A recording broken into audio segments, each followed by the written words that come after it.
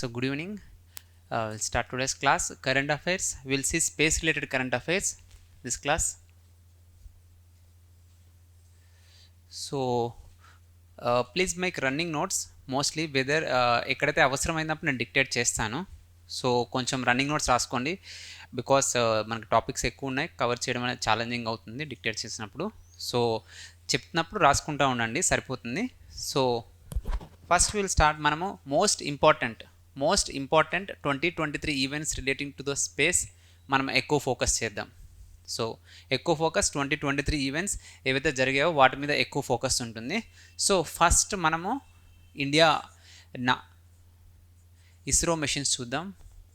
First focus ISRO యొక్క machines. So దానికి link అవుతూ ఏవైతే ఇంటర్నేషనల్ మిషన్స్ ఉంటాయో అవి కూడా చూద్దాం. సో ఫస్ట్ దానికి సంబంధించి మనం ఫస్ట్ చూడబోయేది Chandrayaan. So very important Chandrayaan 3 mission. So డెఫినెట్గా 99% ఒక క్వశ్చన్ అనేది చంద్రయాన్ 3 నుంచి ఖచ్చితంగా వస్తుంది. కాబట్టి సైడ్ హెడ్డింగ్ చంద్రయాన్ పెట్టుకోండి. సో గ్రూప్ 1 ఆస్పిరెంట్స్ కోసము కొంచెం డిస్క్రిప్టివ్ నాలెడ్జ్ అనేది కూడా చాలా అవసరము. సో అందులో భాగంగా why to explore moon. So moon ఎందుకు ఎక్స్ప్లోర్ చేయాలి అనేది మనం తెలుసుకోవాలి ఖచ్చితంగా. సో ఏదైనా ఒక స్పేస్ మిషన్ చేసినప్పుడు దాని యొక్క బ్యాక్గ్రౌండ్ వై అనేది తెలుసుకోవడం చాలా ఇంపార్టెంట్. అందులో భాగంగా why exploration of the moon, what is the significance, what is the importance అనేది మనం తెలుసుకోవాలి. సో ఏదైనా స్పేస్ మిషన్ ఏదైనా కావచ్చు, కానీ దాని యొక్క ముఖ్యమైన ఉద్దేశం ఏంటంటే evolution of the solar system. So మన యొక్క సోలార్ సిస్టమ్ యొక్క ఎవల్యూషన్ అనేది ఎలా వచ్చింది, మనం ఈ బిగ్ బ్యాంగ్ థియరీ, ఈ ఆరిజిన్ ఆఫ్ ద స్పేస్, ఇవన్నీ ఎలా జరిగాయి అనేది ఫస్ట్ మనం తెలుసుకోవాల్సిన మోస్ట్ ఇంపార్టెంట్. సో దానికి సంబంధించి మనం మూన్ స్టడీ చేస్తే మనకి ఏదైనా ఇన్ఫర్మేషన్ రావచ్చు అనేది ఒకటి. Next understanding evolution of the earth. Evolution of the earth యొక్క understanding. So according to scientist ఏదైతే ఎర్త్ మరియు మూన్ యొక్క కోర్ మ్యాంటిల్ ఏవైతే ఉంటాయో, ఆ మెటీరియల్స్ ఏవైతే ఉంటాయో అవన్నీ సేమ్. కానీ ఎర్త్లో చాలా జియోమార్ఫలాజికల్ ప్రాసెసెస్, వర్షాలు లేకపోతే తుఫాను, ఎర్త్ క్వేక్స్ ఇవన్నీ రావడం ప్లస్ హ్యూమన్ హ్యాబిటేషన్స్, దీనివల్ల టోటల్ సిస్టమ్ అనేది చేంజ్ అయింది. బట్ మూన్లో ఇంకా చాలా వరకు అదే సిస్టమ్ రన్ అవుతుంది. కాబట్టి మనం మూన్ని స్టడీ చేస్తే ఇంతకు ముందు ఉన్న ఎర్త్ ఎలా ఉంది, ఈ ఎర్త్లో డిఫరెంట్ చేంజెస్ ఎలా జరిగాయి అనేది తెలుసుకోవడానికి మూన్ స్టడీ చేయడం ఇంకోటి ఇంపార్టెంట్. నెక్స్ట్ ఇంపార్టెంట్ ఏంటంటే మనం మూన్ స్టడీ గురించి ఎప్పుడు చూసినా ఫస్ట్ పాయింట్ ఎప్పుడు రేజ్ అయ్యేది, మూన్ మీద వాటర్ అవైలబుల్ అయ్యింది, మూన్లో వాటర్ కనుక్కున్నారు, ఎక్కడ ఉందో తెలిసింది. ఎక్కువ పాయింట్ ఈ వాటర్ మీదే ఉంటుంది. సో మనం అక్కడ తెలుసుకోవాల్సింది ఎందుకు అంత సిగ్నిఫికెన్స్ ఏంటి వాటర్కి అనేది చూస్తే మనకి ఫ్యూచర్ స్పేస్ మిషన్స్ యొక్క ప్లాన్ ఏంటి అంటే మనము ఎర్త్ నుంచి రాకెట్స్ పంపిస్తే ఎక్కువ ఎనర్జీ, ఫ్యూయల్ కన్సంప్షన్, మళ్ళీ ఎక్కువ డిస్టెన్స్ ట్రావెల్ చేయడం అనేది కష్టం అయిపోతుంది. మనం ఒక స్పేస్ స్టేషన్ మూన్లో కానీ పెట్టుకోగలిగాము అంటే అక్కడ నుంచి మనం రాకెట్స్ అనేది లాంచ్ చేయొచ్చు. సో స్పేస్ స్టేషన్ దానికి ఏం కావాలి, ఫ్యూయల్ కావాలి. ఇప్పుడు మనము ఈ వాటర్లో నుంచి ఒక ఆక్సిడైజర్ ఆక్సిజన్ తీయచ్చు, గ్రీన్ హైడ్రోజన్ తీసుకోవచ్చు, హైడ్రోజన్ యాజ్ ఎ ఫ్యూయల్గా వాడుకోవచ్చు, లేకపోతే methane as a energy resource, ఏదైతే ఎల్ఎన్జీ మనం చూస్తామో లిక్విఫైడ్ న్యాచురల్ గ్యాస్. అంటే నా పాయింట్ ఏంటంటే మీథేన్ ఒక ఎనర్జీ రిసోర్స్. సో ఇటువంటి ఎనర్జీ రిసోర్స్ కింద వాడుకొని ఫ్యూచర్ స్పేస్ ఎక్స్ప్లోరేషన్ అనేది చేయొచ్చు. అందుకని వాటర్ యొక్క ఫోకస్. నెక్స్ట్ ఇంకోటి ఏంటంటే హ్యూమన్ హ్యాబిటేషన్స్. సో మనము మన హ్యాబిటేషన్స్, మన లివింగ్ మూన్ మీద పెట్టుకోవాలి, మన ఆస్ట్రోనట్స్ని మూన్ మీద ఉంచాలి అంటే దానికి కావాల్సిన ఇంకొకటి ఏంటంటే water. We depend on water. ఇదే వాటర్తో మనం ప్లాంట్స్, అక్కడ అగ్రికల్చర్ కూడా మనం క్రియేట్ చేయొచ్చు. సో వాటన్నిటికీ వాటర్ అనేది అవసరం. సో అందుకే ఎక్కువ ఫోకస్ అనేది వాటర్ మీద ఉంది. So next important is mining. Very important aspect. Not only this, ప్రతి ఆస్ట్రాయిడ్ని, ప్రతి ప్లానెట్ని మనం ఎక్స్ప్లోర్ చేయడానికి వన్ ఆఫ్ ద రీజన్ ఏంటంటే మైనింగ్. మనకి ఏదైతే మినరల్స్ ఇప్పుడు ఉన్నాయో, మెటల్స్, మన హ్యూమన్ డిమాండ్కి మనకు అవైలబిలిటీ ఆఫ్ ద మినరల్స్కి ఎప్పుడు గ్యాప్ అనేది వస్తూనే ఉంది. ఇంకా ఎక్కువ మెటల్స్ అనేది ఉంటే మనం ఇంకొంచెం బెటర్ అడ్వాన్స్డ్ టెక్నాలజీస్ క్రియేట్ చేయొచ్చు. అదేవిధంగా మూన్ మీద డిఫరెంట్ కైండ్స్ ఆఫ్ మెటల్స్ అనేది అవైలబుల్ అవ్వచ్చు దాని యొక్క ఎవల్యూషన్లో. సో అటువంటి న్యూ మెటీరియల్స్, న్యూ మెటల్స్ని మనం యూస్ చేసుకోవచ్చు. సో ఒకటి మెటల్ మైనింగ్. నెక్స్ట్, ఇప్పుడు సపోజ్ మనము అక్కడ ఒక స్పేస్ స్టేషన్ కన్స్ట్రక్ట్ చేయాలి. స్పేస్ స్టేషన్ కన్స్ట్రక్ట్ చేయాలి అంటే దానికి మెటల్స్ అనేది అవసరం. దానికి మెటల్స్ అనేది చాలా అవసరం. సో ఆ మెటల్స్ ఆల్రెడీ అక్కడ కానీ మనం మైనింగ్ చేసుకోగలిగామంటే ఎర్త్ నుంచి తీసుకెళ్లాల్సిన అవసరం అనేది ఏమీ ఉండదు. సో దట్ ఈస్ ఇంకెందుకు ఈ మెటల్ మైనింగ్ చేయాలంటే అది కూడా one of the reason. Next, new technology demonstrations. So ఇది బయాలజికల్ అవ్వచ్చు, ఫిజికల్ అవ్వచ్చు, ఎనీ కైండ్ ఆఫ్ కెమికల్ అవ్వచ్చు, a kind of new technology demonstration, even discovery కూడా రాసుకోవచ్చు. ఎందుకంటే ఇప్పుడు మూన్ మీద ఉండే ఎన్విరాన్మెంట్ మన దగ్గర ఉండే ఎన్విరాన్మెంట్ వేరు, వాళ్ళ దగ్గర ఉండే గ్రావిటీ మన దగ్గర ఉండే గ్రావిటీ కూడా వేరు. ప్లాంట్స్ ఇక్కడ ఎలా రియాక్ట్ అవుతున్నాయి, అక్కడ ఎలా రియాక్ట్ అవుతుందని వేరు. ఒక వైరస్, బ్యాక్టీరియా ఏదైనా సరే స్పేస్లో రియాక్షను గ్రౌండ్లో మన ఎర్త్లో ఉన్న రియాక్షన్ కొన్నిసార్లు మారచ్చు. సో దాన్ని బట్టి మనం ఏమైనా కొత్త టైప్ ఆఫ్ కెమికల్స్ని డిస్కవర్ చేసే అవకాశం కూడా ఉంటుంది. అది ఒకటి. నెక్స్ట్, మనము స్పేస్కి చాలా ఎక్విప్మెంట్స్, చాలా స్పేస్ క్రాఫ్ట్స్ పంపిస్తాము. వాటన్నిటికీ impact of radiation, impact of zero gravity అన్నీ ఉంటాయి. ఇవి మనం టెస్ట్ చేయాలనుకుంటున్నాం అనుకోండి, మనకు ఇప్పుడు మనం ఏం చేస్తున్నాం, జీరో గ్రావిటీ ఎన్విరాన్మెంట్స్ లేదా హై రేడియేషన్ మనం పంపిస్తున్నాం. అదే టెక్నాలజీని మనం మూన్ మీద తీసుకెళ్తే డైరెక్ట్ టెస్ట్ చేయొచ్చు మనం వాటిని. సో ఇటువంటి testing technologies especially for the space exploration. Space ఎక్స్ప్లోరేషన్స్కి కావాల్సిన టెక్నాలజీస్ని మనము మూన్ మీద ఒక స్పేస్ స్టేషన్ పెట్టి అక్కడ మనము టెస్ట్ చేసుకోవచ్చు. సో ఇవి డిఫరెంట్ రీజన్స్ ఎందుకు మూన్ ఎక్స్ప్లోర్ చేయాలి అంటే. సో ఇటువంటివి కొన్నిసార్లు సైన్స్ అండ్ టెక్నాలజీ గ్రూప్ 1 వాళ్ళకి డిస్క్రిప్టివ్ క్వశ్చన్ అడిగే అవకాశం ఉంటుంది. కొన్నిసార్లు డైరెక్ట్ చంద్రయాన్ 3 మీద ఎస్సే కూడా అడగచ్చు. చంద్రయాన్ 3 అటువంటి మీద ఎస్సే అడిగితే ఫస్ట్ బ్యాక్గ్రౌండ్లో కానీ సిగ్నిఫికెన్స్ ఆఫ్ చంద్రయాన్ 3లో ఇటువంటి పాయింట్స్ అనేది రాయడం చాలా important. So that is. So కొన్నిసార్లు ఆబ్జెక్టివ్ క్వశ్చన్స్లో కూడా తీసుకోవచ్చు. Water available on the moon can be used as a fuel for future rockets అనేసి అడగొచ్చు. So we can use that point also. So ఇది మూన్ యొక్క సిగ్నిఫికెన్స్. నెక్స్ట్ మనం చంద్రయాన్ 3లోకి వద్దాం. సో ఇప్పుడు మనం ఎక్కువ ఫోకస్ చేయబోయేది మోస్ట్ ఇంపార్టెంట్ పాయింట్స్. ఏవైతే most important points MCQ based ఎగ్జామ్స్లో అడిగే ఛాన్స్ ఉందో వాటి మీద ఎక్కువ ఫోకస్ చేస్తున్నాం.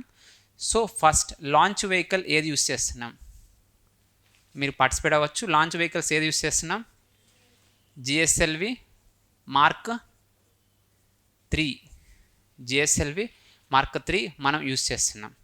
సో ఈ జిఎస్ఎల్వి మార్క్ 3లో యూస్ చేసే ఫ్యూయల్స్ ఏంటి, solid, liquid and cryogenic engine అనేది ఉంటుంది. క్రయోజనిక్ ఇంజిన్లో ఫ్యూయల్ ఏంటి, liquid oxygen plus liquid hydrogen. Cryogenic ఇంజిన్స్లో use చేసే ఫ్యూయల్స్. సో లిక్విడ్ హైడ్రోజన్ ఏ టెంపరేచర్లో చెప్పగలరా, -183 degrees. Liquid hydrogen -253 degrees.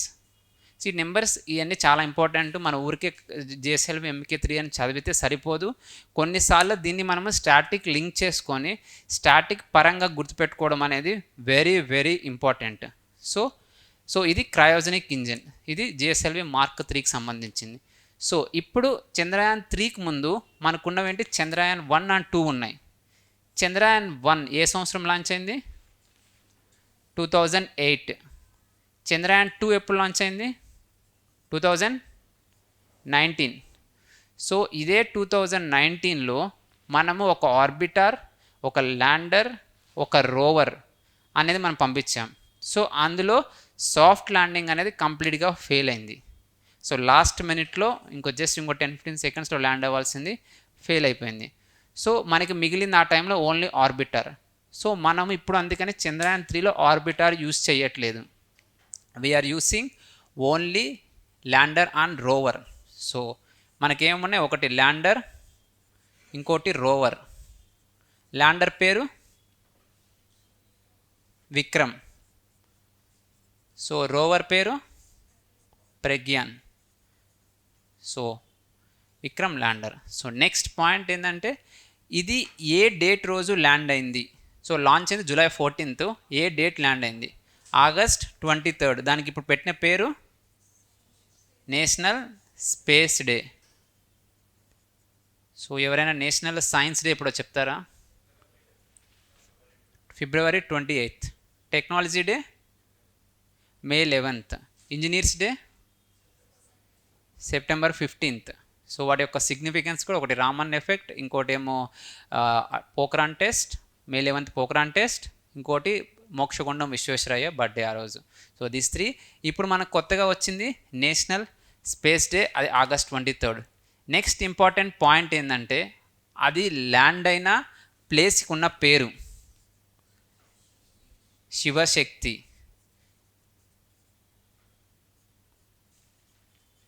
Shivashakti point. సిమిలర్గా చంద్రయాన్ 2 ల్యాండ్ అయిన దానికి కూడా అదే రోజు ఇంకో పేరు పెట్టడం జరిగింది. అంటే ల్యాండ్ ఫెయిల్ అయింది, తిరంగా పాయింట్. అది ఫెయిల్ అయింది బట్ స్టిల్ ఆ రీచ్ అయిన పాయింట్ తిరంగా పాయింట్. సో ఇది నెక్స్ట్ ఇంపార్టెంట్ పాయింట్. ఇది మూన్ మీద ఏ ప్లేస్లో ల్యాండ్ అయింది? South pole. So next important point south pole. South pole మీద సాఫ్ట్ ల్యాండింగ్ చేసిన first country. Overall moon landing మీద సాఫ్ట్ ల్యాండింగ్ చేసిన కంట్రీలో 4th. First USA, Russia and China. So 4th. ఓవరాల్గా మన ర్యాంకు చంద్రయాన్ 3 యొక్క ర్యాంకు మూన్ మీద ల్యాండ్ అయ్యడంలో 4th. ఇప్పుడు నెక్స్ట్ క్వశ్చన్ ఏంటంటే వై సౌత్ పోల్? ఎందుకు అంత స్పెసిఫిక్గా మనం సౌత్ పోల్ మీద లాంచ్ చేసాము అంటే సౌత్ పోల్ దగ్గరకు వచ్చేసరికి లైట్ యొక్క రిసీవింగ్ అనేది చాలా తక్కువ ఉంటుంది. సెకండ్ పాయింట్ ఏంటంటే అక్కడ క్రేటర్స్ ఉంటాయి.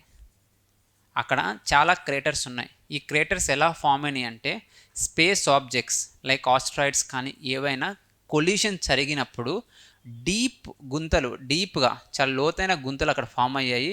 అంత లోతు బావిలోకి ఎలా అయితే లైట్ వెళ్ళలేదో అంతే లోతైన క్రేటర్స్లోకి లైట్ లేదు. ఎన్నో వేల సంవత్సరాలు ఎప్పటి నుంచి అయితే మూన్ ఫామ్ అయిందో అప్పటి నుంచే లైట్ లేదు. కాబట్టి అక్కడ ఆ టైం అది ఇంకా ఇంపాక్ట్ ఆఫ్ లైట్ లేదు. అక్కడ ఏదైతే ఉందో ప్యూర్ కాదు అన్డిస్టర్బ్డ్ ఏరియాస్ అనేవి ఉంటాయి. దాన్ని మనం ఎక్స్ప్లోర్ చేయగలిగితే కొంచెం కొత్తవి ఏమైనా రీసెర్చ్ చేయగలుగుతాం, కొత్త అడ్వాన్స్మెంట్స్ ఏమైనా మనం సృష్టించగలిగితే.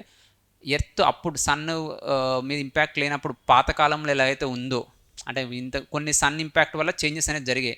సన్ అనేది పర్లేదు కాబట్టి ఎటువంటి చేంజెస్ ఉండవు. అటువంటి వాటిని స్టడీ చేస్తే మనకేమైనా సోలార్ సిస్టమ్ ఎవల్యూషన్ గురించి తెలియచ్చు అనే ఉద్దేశంతోనే మేజర్గా సౌత్ పోల్కి అనేది లాంచ్ చేయడం జరిగింది.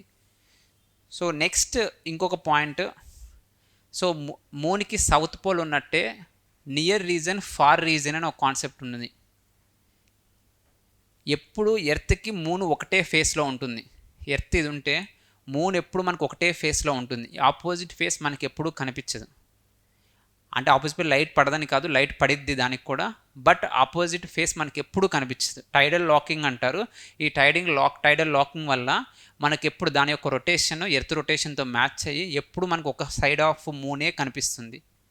ఇప్పుడు నా క్వశ్చన్ ఏంటంటే ఈ ఫార్ సైడ్ ఆఫ్ ద మూన్ని ఫస్ట్ టైం ఇప్పుడు మన ల్యాండింగ్స్ అన్నీ ఇప్పుడు దాకా USA, రష్యా చేసిన అన్ని ల్యాండింగ్స్ అన్నీ టువర్డ్స్ ద ఫ్రంట్ సైడ్ మనకు కనిపించే సైడే ఉంది. అటు సైడ్ లాంచ్ చేసిన కంట్రీ ఎవరైనా చెప్పగలరా? చైనా వాళ్ళు లాంచ్ చేశారు ఫస్ట్ టైం, Chang'e-4. సో దాని పేరు Chang'e-4. సో వాళ్ళు మూన్కి అదర్ సైడ్, మూన్కి ఫార్ అవే సైడ్ లాంచ్ చేయడం జరిగింది. అది కొంచెం కష్టం అక్కడ లాంచింగ్ చేయడం అనేది. సో అది వాళ్ళు సక్సెస్ఫుల్గా చేశారు. సో ఇది మన చంద్రయాన్ 3 గురించి ఇంపార్టెంట్ పాయింట్స్. సో నెక్స్ట్ ఇంకొకటి పాయింట్ ఉంది. ఈ మిషన్కి ప్రాజెక్ట్ డైరెక్టర్ ఎవరు? చంద్రయాన్ 3కి ఒక ఉమెన్, అందుకే important. Missile women of India ఎవరైనా చెప్పగలరా? Missile women of India. కొన్ని ఉమెన్ రిలేటెడ్ అన్ని సొసైటీలు అడిగే అవకాశం ఎక్కువ ఉంటుంది మీకు, ప్లస్ కొన్ని significant moments. Missile man of India APJ. అలానే missile women of India Tessy Thomas. అలానే మనము మార్స్ అనే సినిమా చూసాం, అక్షయ్ కుమార్ 2013 మార్స్ సినిమా సంబంధించింది. అందులో ఉమెన్ యొక్క రోల్, ఈ మధ్య ఎక్కువ ఉమెన్ యొక్క ఇంపార్టెన్స్ రిలేటెడ్ అన్నీ ఎక్కువ డిస్కస్ చేస్తున్నారు. సో ఓకే, లాస్ట్ టైం నేను ఒక పాయింట్ మిస్టేక్ చెప్పాను. అది first women commanding officer of navy అని చూసావా, ఆమె పేరు రాంగ్ చెప్పాను, హరికుమార్ అని చెప్పాను, అది రాంగ్. అది ఆయన commander Prerna Deosthalee. First women naval commanding officer Prerna Deosthalee is the name. Sorry for that. And so this is, so next మనం సిమిలర్గా ఇప్పుడు ఈ చంద్రయాన్ 3 మిషన్ లీడ్ చేసిన ఆమె పేరు రీతు ఖరైదాల్. రీతు ఖరైదాల్. సో ఇది, so now we will see the international moon missions. So ఒకే చోట మనం ఇంటర్నేషనల్, మీరు నోట్ చేసుకుంటే ఇంటర్నేషనల్ మూన్ మిషన్స్ చూద్దాం. Very important. Even if you observe the previous questions, Telangana TSPSC group 1 కానీ ఏపీపీఎస్సీ కానీ అబ్జర్వ్ చేస్తే many questions been asked from the international missions. So first most important ఏదైనా ఉంటుంది మనకు నాసానే ఇంపార్టెంట్. So NASA missions are very important. So ఆ నాసాలో ఇప్పుడు మోస్ట్ ట్రెండింగ్ మూన్ మిషన్ ఏదైనా ఉందంటే అది ఆర్టమిస్. సో ఆర్టమిస్ ప్రాజెక్ట్ ఒకటి ఉంది. ఆర్టమిస్ అకార్డ్ వేరు, ఆర్టమిస్ ప్రాజెక్ట్ వేరు, దయచేసి గుర్తుపెట్టుకోండి. ఆర్టమిస్ అకార్డ్ అనేది స్పేస్ ఎక్స్ప్లోరేషన్కి సంబంధించింది, పీస్ఫుల్ స్పేస్ ఎక్స్ప్లోరేషన్. అందులో రీసెంట్గా ఇండియా మెంబర్గా జాయిన్ అయింది. సో ఇది అనేది స్పెసిఫిక్గా మూన్కి సంబంధించింది, స్పెసిఫిక్గా మూన్కి సంబంధించింది ఆర్టమిస్ మిషన్. సో ఇందులో 3 ఉన్నాయి, 1, 2 and 3. సో ఎవరైనా చెప్పగలరా first man to land on the moon? Neel Armstrong. అది లాంచ్ చేసింది నాసా, అపోలో 11 ఆ ప్రాజెక్ట్ పేరు. సో ఇప్పుడు ఫస్ట్ శాటిలైట్ లాంచ్ చేసింది ఎవరు? Russia, Sputnik.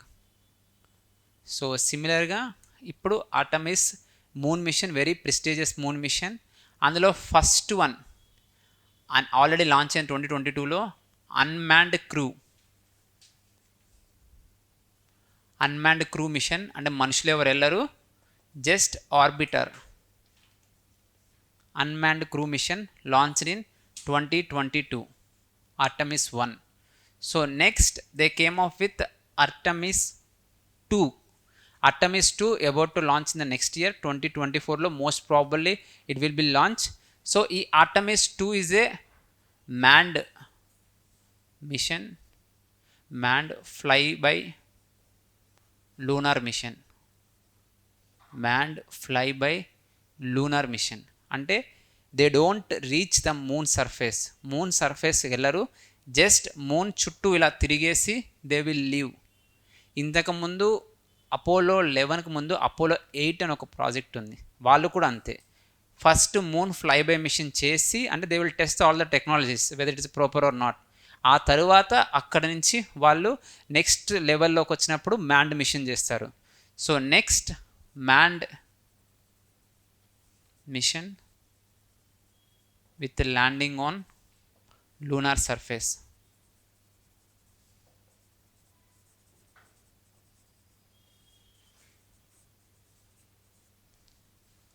with landing on lunar surface.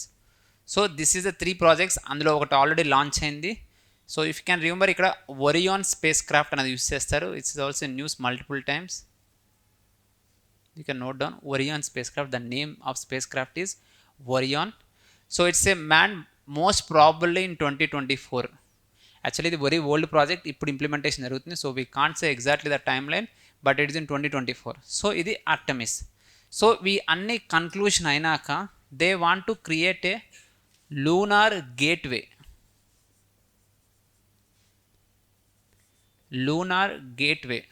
They want to create lunar gateway. It is a space station on moon. మనం ఇందాక అనుకున్నాం మూన్ మీద ఒక స్పేస్ స్టేషన్ పెట్టాలి, that is a future mission అని. So it is a space station on moon. దాని పేరు lunar gateway. Next ఈ లూనార్ గేట్వేకి కొలాబరేషన్కి వచ్చేసరికి NASA, European space agency plus Japanese space agency, ఈ మూడు కలిసే ఇవన్నీ ఎస్టాబ్లిష్ చేస్తున్నాయి. So this is moon missions. So from this, so next ఇది నాసా, మేజర్గా driven by the NASA. So next Japan వాళ్ళు రీసెంట్గానే మనం చూసాన్ని 2023 current affairs, very important current affairs. వాళ్ళు లాంచిన మూన్ మిషన్ పేరు చెప్పగలరా? సేమ్ వాళ్ళు కూడా సౌత్ పోల్ మీద సాఫ్ట్ ల్యాండింగ్ ట్రై చేస్తున్నారు. జాక్సా ఇట్స్ ఏ స్పేస్, మనకి ఇస్రో ఎట్లాగో that's name of their space agency. Moon sniper, మన చంద్రయాన్ లాగా మూన్ స్నైపర్. ల్యాండర్ పేరు స్లిమ్, ల్యాండర్ పేరు స్లిమ్ అంటే smart lander for investigating moon. Smart lander for investigating moon already launch అయింది. 2024 జనవరిలో సాఫ్ట్ ల్యాండింగ్ జరగవచ్చు. So this is with the Japan, this is done by the Japan, name is moon sniper. So ఇదే జపాన్తో India ఒక joint lunar mission చేస్తున్నాము, దాని పేరు LUPEX. మీకు ఎవరికైనా తెలిస్తే చెప్పండి, no issue. LUPEX, lunar polar exploration.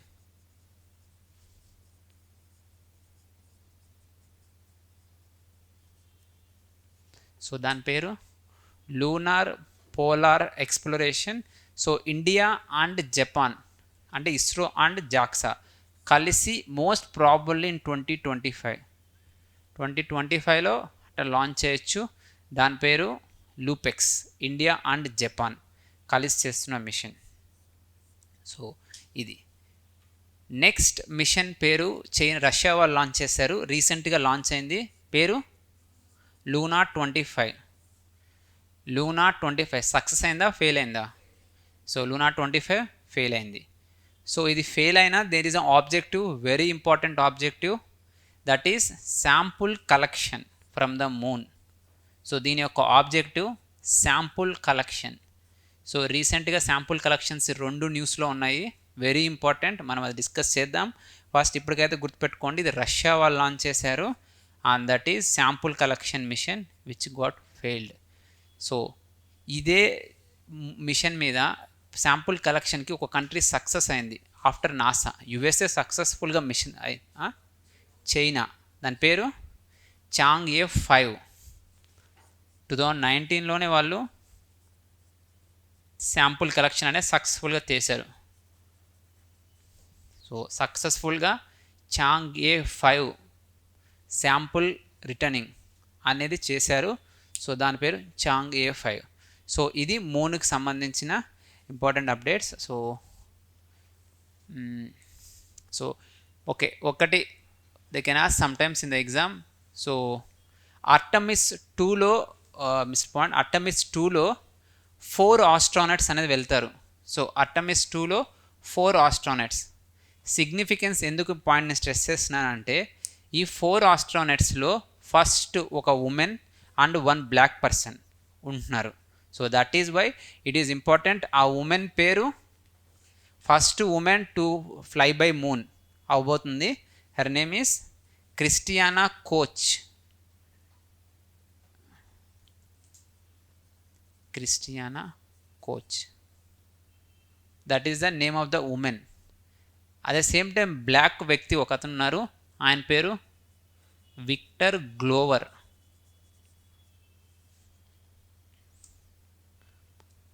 So వీళ్ళు ఒక ఇన్క్లూజివ్ స్పేస్ ప్రోగ్రామ్ లాగా అందరికి అవకాశం ఇవ్వాలి అనేసి ఉద్దేశంతో they came up with this project. అదేవిధంగా న్యూస్లో first Arab women to go to the space, women is from Saudi Arabia, name Rayyanah బార్వానీ.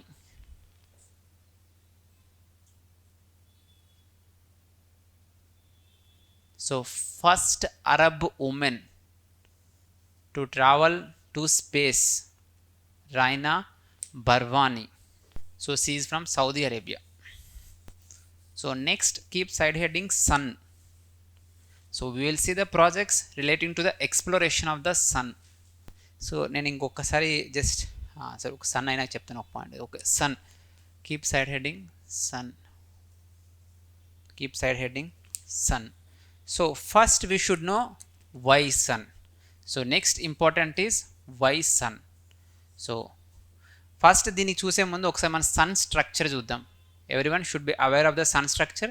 మీరు బెటర్గా అప్రిషియేట్ చేయగలుగుతారు. సన్ గురించి ఎక్కువ తెలుసుకుంటే మనం అంత ఎక్కువ అప్రిషియేట్ చేస్తాం. సో సన్కి కోర్. సో సన్ ఎలాగైతే ఎర్త్కి స్ట్రక్చర్ చేంజెస్ స్ట్రక్చర్లో డిఫరెంట్ నేమ్స్ ఉంటాయి, కోర్, మ్యాంటిల్, క్రస్ట్ అని, అట్లానే based on the temperature difference majorly. So ఒకటి core, that is core. Next photosphere. Next layer చెప్తారు ఎవరైనా? Chromosphere. Next corona. So this is the structure of the sun. So సన్లో ఉండే elements ఏంటి ఎక్కువ? Hydrogen and helium. So energy producing process ఏంటి? దానికి పేరు ఉంటుంది న్యూక్లియర్ ఫ్యూజన్. సో ఒక ఇంటర్నేషనల్ ప్రాజెక్ట్ ఉంది న్యూక్లియర్ ఫ్యూజన్ గురించి చెప్తారా? మొన్న టీఎస్పీఎస్సీ గ్రూప్ 1 ఫిలిమ్స్లో కూడా అడిగినట్టు గుర్తు నాకు. ఈవెన్ ఏపీఎస్సీ గ్రూప్ 1 ఫిలిమ్స్లో కూడా అడిగినట్టు గుర్తు. ITER project European Union, I think around France దగ్గర ఎక్కడ జరుగుతుంది. సో ప్రతి student very important from the science and technology perspective, especial MCQ exams, international projects, significant international projects, suppose LIGO, ITER, square kilometre telescopes, ఏదైతే international very renowned projects ఉంటాయో, TMT 30 metre telescope, ఇటువంటి international projects with the collaboration of all the countries జరిగే అవన్నీ మనం తెలుసుకోవాలి. Very important. అది just hardly 5 to 10 ఉంటాయి ఆ list. Every year A exam, even open the UPSC exam మళ్ళీ అవే క్వశ్చన్స్ వస్తూనే ఉన్నాయి. సో ఒక 5 to 10 ఉంటాయి ఇంటర్నేషనల్ ప్రాజెక్ట్స్. అవి గూగుల్ సెర్చ్ చేసి will discuss in the classes. ఎప్పుడు టైం వస్తే అప్పుడు డిస్కస్ చేస్తాను. బట్ మీరు కూడా టైం ఉన్నప్పుడు ఆ ప్రాజెక్ట్స్ అన్నీ తెలుసుకోవడానికి ట్రై చేయండి. సో ఇట్లా న్యూక్లియర్ ఫ్యూజన్ రిలేటెడ్ ప్రాజెక్ట్స్ అడుగుతారు. సో నెక్స్ట్ మనం back welcome. So nuclear fusion జరుగుతుంది. ఈవెన్ చైనా వాళ్ళు ఆర్టిఫిషియల్ సన్ కూడా క్రియేట్ చేశారు, టొమాహాక్ సంథింగ్ పేరు ఉంటుంది. ఇట్స్ న్యూక్లియర్ ఫ్యూజన్ అనమాట. సో ఇండియా కూడా ఆర్టిఫిషియల్ సన్ ట్రై చేస్తుంది. ఒక ప్రాజెక్ట్ ఉంది, దానికి పేరు గుర్తు రావట్లేదు. So this is core.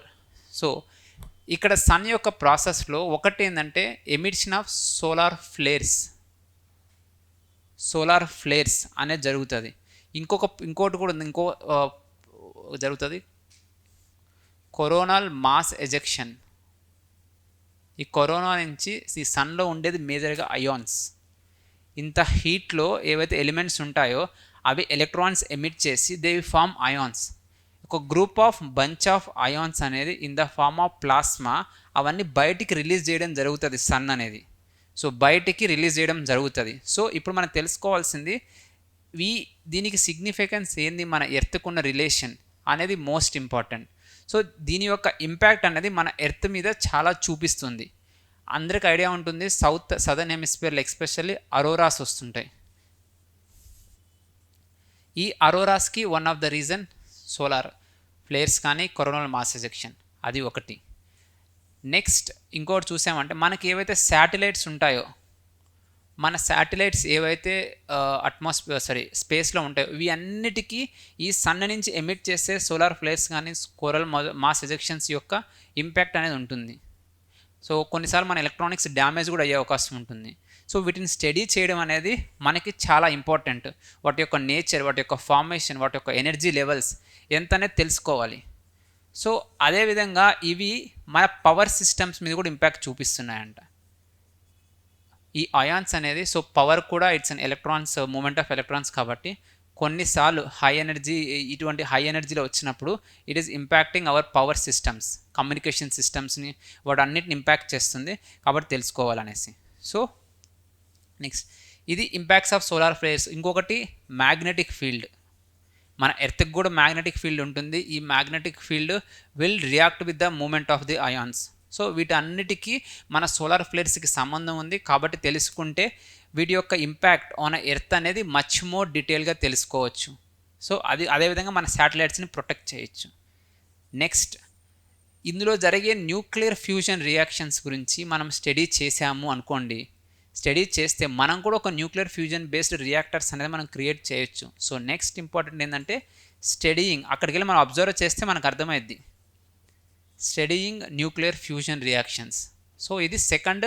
ఇవన్నీ ఇప్పుడు నేను చెప్పే ప్రతి పాయింట్ అనేది objectives of the Aditya L1. ఒకవేళ యూపీఎస్సీ గ్రూప్ 1లో డిస్క్రిప్టివ్ క్వశ్చన్స్లో రాయాల్సి వచ్చినప్పుడు మనము ఇటువంటి రాయొచ్చు. మన ఆదిత్య L1కి కొన్ని పేలోడ్స్ ఉన్నాయి, అవి కొంచెం స్టడీ చేస్తుంది. మరి అది ఏం స్టడీ చేసేది అంటే ఇవే స్టడీ చేసేది. సో అందుకనే నేను మీకు వై అనే దగ్గర నేను చెప్తున్నాను. సో మనం మూన్ మిషన్ వెళ్ళినప్పుడు మనం వాటర్ ఉందా లేదని మనం స్టడీ చేస్తున్నాం. So that's what my point. So studying the nuclear fusion. Next మళ్ళీ formation, life cycle of stars. So ప్రతి స్టార్కి ఒక లైఫ్ సైకిల్ అని ఉంటుంది. How star will be formed, how star will end. So star యొక్క life ఫామ్లో మనకి most important in the terms of basic science. Basic science అనేది అందరికీ సిలబస్లో ఉంది. స్టార్ యొక్క ఫార్మేషన్ ప్రతి ఒక్కరు తెలుసుకోవాలి.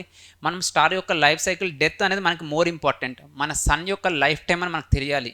సన్ సడన్గా లైఫ్ టైం తగ్గిపోయే కొందు the emission of the solar energy తగ్గిపోతూ ఉంటుంది. అదేవిధంగా ఎవ్రీ 10 years 10,000 years 20,000 yearsకి సోలార్ యొక్క ఎనర్జీ యొక్క ఇంటెన్సిటీ మారిపోతుంటుంది. This scientifically proved. సో మనకు తెలుసు గ్లేషియల్ సైకిల్స్ అనేవి ఉంటాయి మన జోగ్రఫీలో. తర్వాత మళ్ళీ గ్లేషియల్ సైకిల్స్ వెళ్ళేసి నార్మల్ టెంపరేచర్స్ వస్తాయి. అవన్నీ సన్కి లింక్ అయినాయి. అవన్నీ తెలుసుకోవాలి అంటే మనం సన్ని స్టడీ చేయాలి. సో స్టార్ ఎక్కువ వెయిట్ ఉన్న star what it will be turn in to became red జెయింట్గా మారిపోతుంది ఎక్కువ మాస్ ఎక్కువ ఉన్నప్పుడు. సో ఆ తర్వాత it will became neutron star, black hole.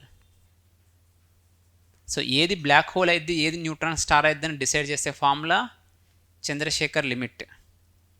So అవన్నీ ఉంటాయి. సో స్టార్ యొక్క మాస్ తక్కువ ఉంటే it will became white dwarf. ఈ కాన్సెప్ట్ తెలుసుకోవాలి ప్రతి ఒక్కరు.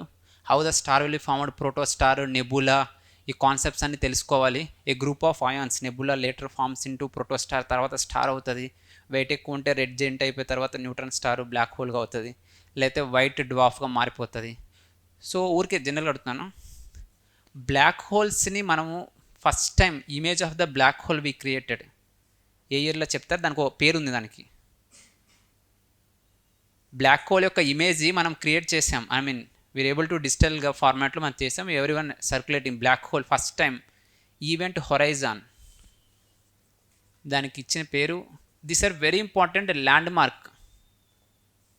It is a very landmark first time in the world. ఇవన్నీ చేస్తే కానీ మనం బ్లాక్ హోల్ స్టడీ చేయలేం.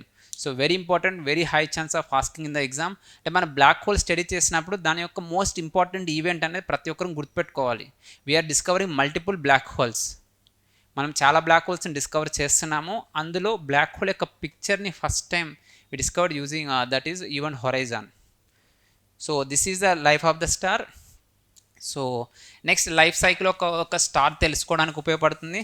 నెక్స్ట్ దీని యొక్క మనం సన్ మీద సోలార్ ఎనర్జీ కోసం డిపెండ్ అయినాం కాబట్టి ఈ సోలార్ ఎనర్జీ గురించి బెటర్ ఎక్కువ ఇన్ఫర్మేషన్ అనేది మనం స్టడీ చేసుకుంటే బాగుంటుంది అంతే. So other than this evolution of the solar system కూడా మనం తెలుసుకోవచ్చు. Common point evolution of the solar system గురించి కూడా మనం తెలుసుకోవచ్చు. So this where the why we have to study sun. These were the reasons why we have to study sun. Now we will come to our major program Aditya L1. 2019 2019 very important. Event horizon అనేది చాలా అంటే చాలా important. మీరు even నేను మీకు చెప్పేది ఏంటంటే మీరు మీ క్వశ్చన్ పేపర్స్ని ఓపెన్ చేయండి, చూడండి స్పేస్ క్వశ్చన్స్ ఎట్లా వస్తున్నాయి అనేది. ఇప్పుడు ఒక APPSC క్వశ్చన్ పేపర్ తీసుకున్నామంటే సైన్స్ అండ్ టెక్నాలజీ గ్రూప్ 1 తీసుకున్నామంటే సైన్స్ అంటే 10లో 6 to 7 స్పేస్ క్వశ్చన్సే ఉంటాయి. ఇంకా మోర్ దెన్ 10 వచ్చిన ఆశ్చర్యం ఉండదు. సిమిలర్గా కరెంట్ అఫైర్స్ అని 60 మార్క్స్కి ఉంటే అందులో 5 to 6 క్వశ్చన్స్ స్పేసే ఉంటున్నాయి. అదేవిధంగా టీఎస్పీఎస్సీ గ్రూప్ 1 క్వశ్చన్ పేపర్ మనం ఓపెన్ చేసి చూస్తే మల్టిపుల్ ఎంసీక్యూస్లోనే ఎక్కడ పడితే అక్కడ క్లైమేట్ చేంజ్ లేకపోతే ఇటువంటి స్పేస్ రిలేటెడ్ ప్రోగ్రామ్స్ మీద చాలా క్వశ్చన్స్. మనకి సైన్స్ అండ్ టెక్నాలజీ అచీవ్మెంట్స్ అంటేనే ఇండియాకి స్పేస్ మేజర్గా, అందుకని ఎక్కువ క్వశ్చన్స్ దాని మీదే వస్తుంటాయి. So will come back. Next Aditya L1. So మనకి ఆబ్జెక్టివ్స్ అయినా అవసరం లేదు మన ఎగ్జామ్కి. సో మోస్ట్ ఇంపార్టెంట్ ఎక్కడైతే క్వశ్చన్స్ వస్తాయో మనం అక్కడే ఫోకస్ చేద్దాం. So first important launch vehicle. నేను చెప్పగలరా launch vehicle? PSLV C-57 number very important. నేను మీకు చెప్పాల్సిన పాయింట్ ఏంటంటే మీరు టేక్ ఎనీ పేపర్, కొన్నిసార్లు వెయిట్ ఆఫ్ ద శాటిలైట్ ఏంటి, పేలోడ్ ఎంత, ఇలాంటి అన్నీ అడుగుతుంటారు. మీరు క్వశ్చన్ పేపర్ గమనిస్తే లాస్ట్ 1 yearలో ఏవైతే లాంచెస్ జరుగుతాయో వాటి మీదే ఉంటాయి. మన వాళ్ళు చేసే లాంచెస్ 5, 6 లేదా 10 ఉంటాయి ఎవ్రీ ఇయర్. అన్ని ఎక్కువ లాంచెస్ చేసేంత కెపాసిటీ మన దగ్గర లేదు, మన దగ్గర ప్రైవేట్ ఇన్ఫ్రాస్ట్రక్చర్ కూడా అంత లేదు. సో ఉండే 5, 6 లేదా 10 అయితే ఉంటాయో వాటిని మనం నాసా వెబ్సైట్కి వెళ్ళాలి. రీసెంట్ మిషన్స్ అకంపాలిష్డ్ అని ఒకటి ఉంటుంది, అందులోకి వెళ్ళి చూడండి. సో రీసెంట్గా APSI ఎగ్జామ్ ఎవరైనా రాశారా? సో ఎవరు రాలేదా? APSI ఎగ్జామ్లో one of the space based questions SSLV D2 గురించి ఒక క్వశ్చన్ అడిగారు. వాళ్ళు అడిగిన క్వశ్చన్ ఇదేంటంటే 3 పేలోడ్స్ని రిలీజ్ చేసింది, 3 శాటిలైట్స్ని లాంచ్ చేసింది. సో ఆ పేర్లు ఒకటి EOS, ఐఎమ్ నాట్ షూర్ ఎగ్జాక్ట్గా, మీరు రాసుకోవద్దు. ఇంకోటి జూనోస్, ఇంకొకటి ఏదో ఉంటుంది. ఈ 3 ఏ ఆర్డర్లో రిలీజ్ చేస్తారని అడిగారు. అది యాక్చువల్ ఆ వెబ్సైట్కి వెళ్తే క్లియర్గా మెన్షన్ చేశారు. బట్ 3 లాంచ్ చేస్తే 3 ఏ ఆర్డర్లో వచ్చాయని అడిగారు. ఫస్ట్ ఇదా, సెకండ్ ఇదా అని కూడా అడిగారు. సో అంత డీప్గా ఉంటాయి. బట్ అదేంటంటే రీసెంట్గా లాంచ్ చేసిన స్పేస్ మిషన్. నా పాయింట్ ఏంటంటే రీసెంట్గా లాంచ్ చేసిన స్పేస్ మిషన్స్ ప్రతి ఎగ్జామ్లో ఎవరో ఒకరు ఎగ్జామ్లో అడుగుతూనే ఉంటారు. ఇది మరీ చూడడానికి చైల్డిష్గా అనిపిస్తుంది, బట్ ఇది ఎవరైతే అటెంప్ట్ చేస్తారో వాళ్ళకి ఒక మార్క్ ఎప్పుడూ ఎడ్జ్ ఉంటుంది అనమాట ఇటువంటి టఫ్ క్వశ్చన్స్. కానీ అది మనం ప్రిపేర్ అయ్యే క్వశ్చన్సే. నాసా ఇస్రో వెబ్సైట్కి వెళ్తే ఈజీగా ఉంటాయి. ఈవెన్ నాసా అడిగే programmes UPSC TSPSC APPSC group 1లో అడిగిన క్వశ్చన్ ఎక్సో మార్స్. అందరు చాలా టఫ్ క్వశ్చన్ అనుకున్నారు, బట్ ఇట్స్ వెరీ ఇంపార్టెంట్. మార్స్కి చేసే 4-5 ప్రాజెక్ట్స్లో ఇది ఒక ప్రాజెక్టు. అది ఎవరు చేసారని గుర్తుకుంటుంటే అయిపోతుంది అనమాట. Very easy to answer. నా పాయింట్ ఏంటంటే వాళ్ళేం టఫ్ క్వశ్చన్స్ అడగట్లేదు. మన ప్రిపరేషన్లో చాలామంది స్పేస్ని నెగ్లెక్ట్ చేస్తారు. స్పేస్ని చాలా ఈజీగా నెగ్లెక్ట్ చేస్తున్నారు స్పేస్ని. ఇప్పుడు మీరు చూస్తే 3 ఎక్కువే ఉండవు ఇనిషియేటివ్స్, వెరీ లెస్ ఉంటాయి. కానీ దాన్ని ఆర్డర్గా అరేంజ్ చేసుకొని ప్రిపేర్ అయితే అడ్వాంటేజ్ ఉంటుంది. So will come back Aditya. So the launch vehicle PSLV C-57. So next question, ఇది ఎక్కడ లాంచ్ చేశారు? సారీ అది లాంచ్ చేసి ఏ పాయింట్లో ప్లేస్ చేశారనేది మనకి important. So will come back. ఇది సన్, ఇది ఎర్త్. సో వాళ్ళు తీసుకొని పెట్టిన place L1, Lagrange point L1. సో సన్ను అబ్జర్వ్ చేయడానికి వాళ్ళు పెట్టిన ప్లేస్ L1. మనకున్న లాగ్రాంజే పాయింట్స్ ఏమేమి ఉన్నాయి అనేది చూస్తే L1, L2, L3, L4, L5. So ఒక French mathematician I think so, Lagrange అని అతని పేరు మీద పెట్టారు. So we placed in L1. దీనికి ఎర్త్కున్న డిస్టెన్స్ ఎవరైనా చెప్తారా?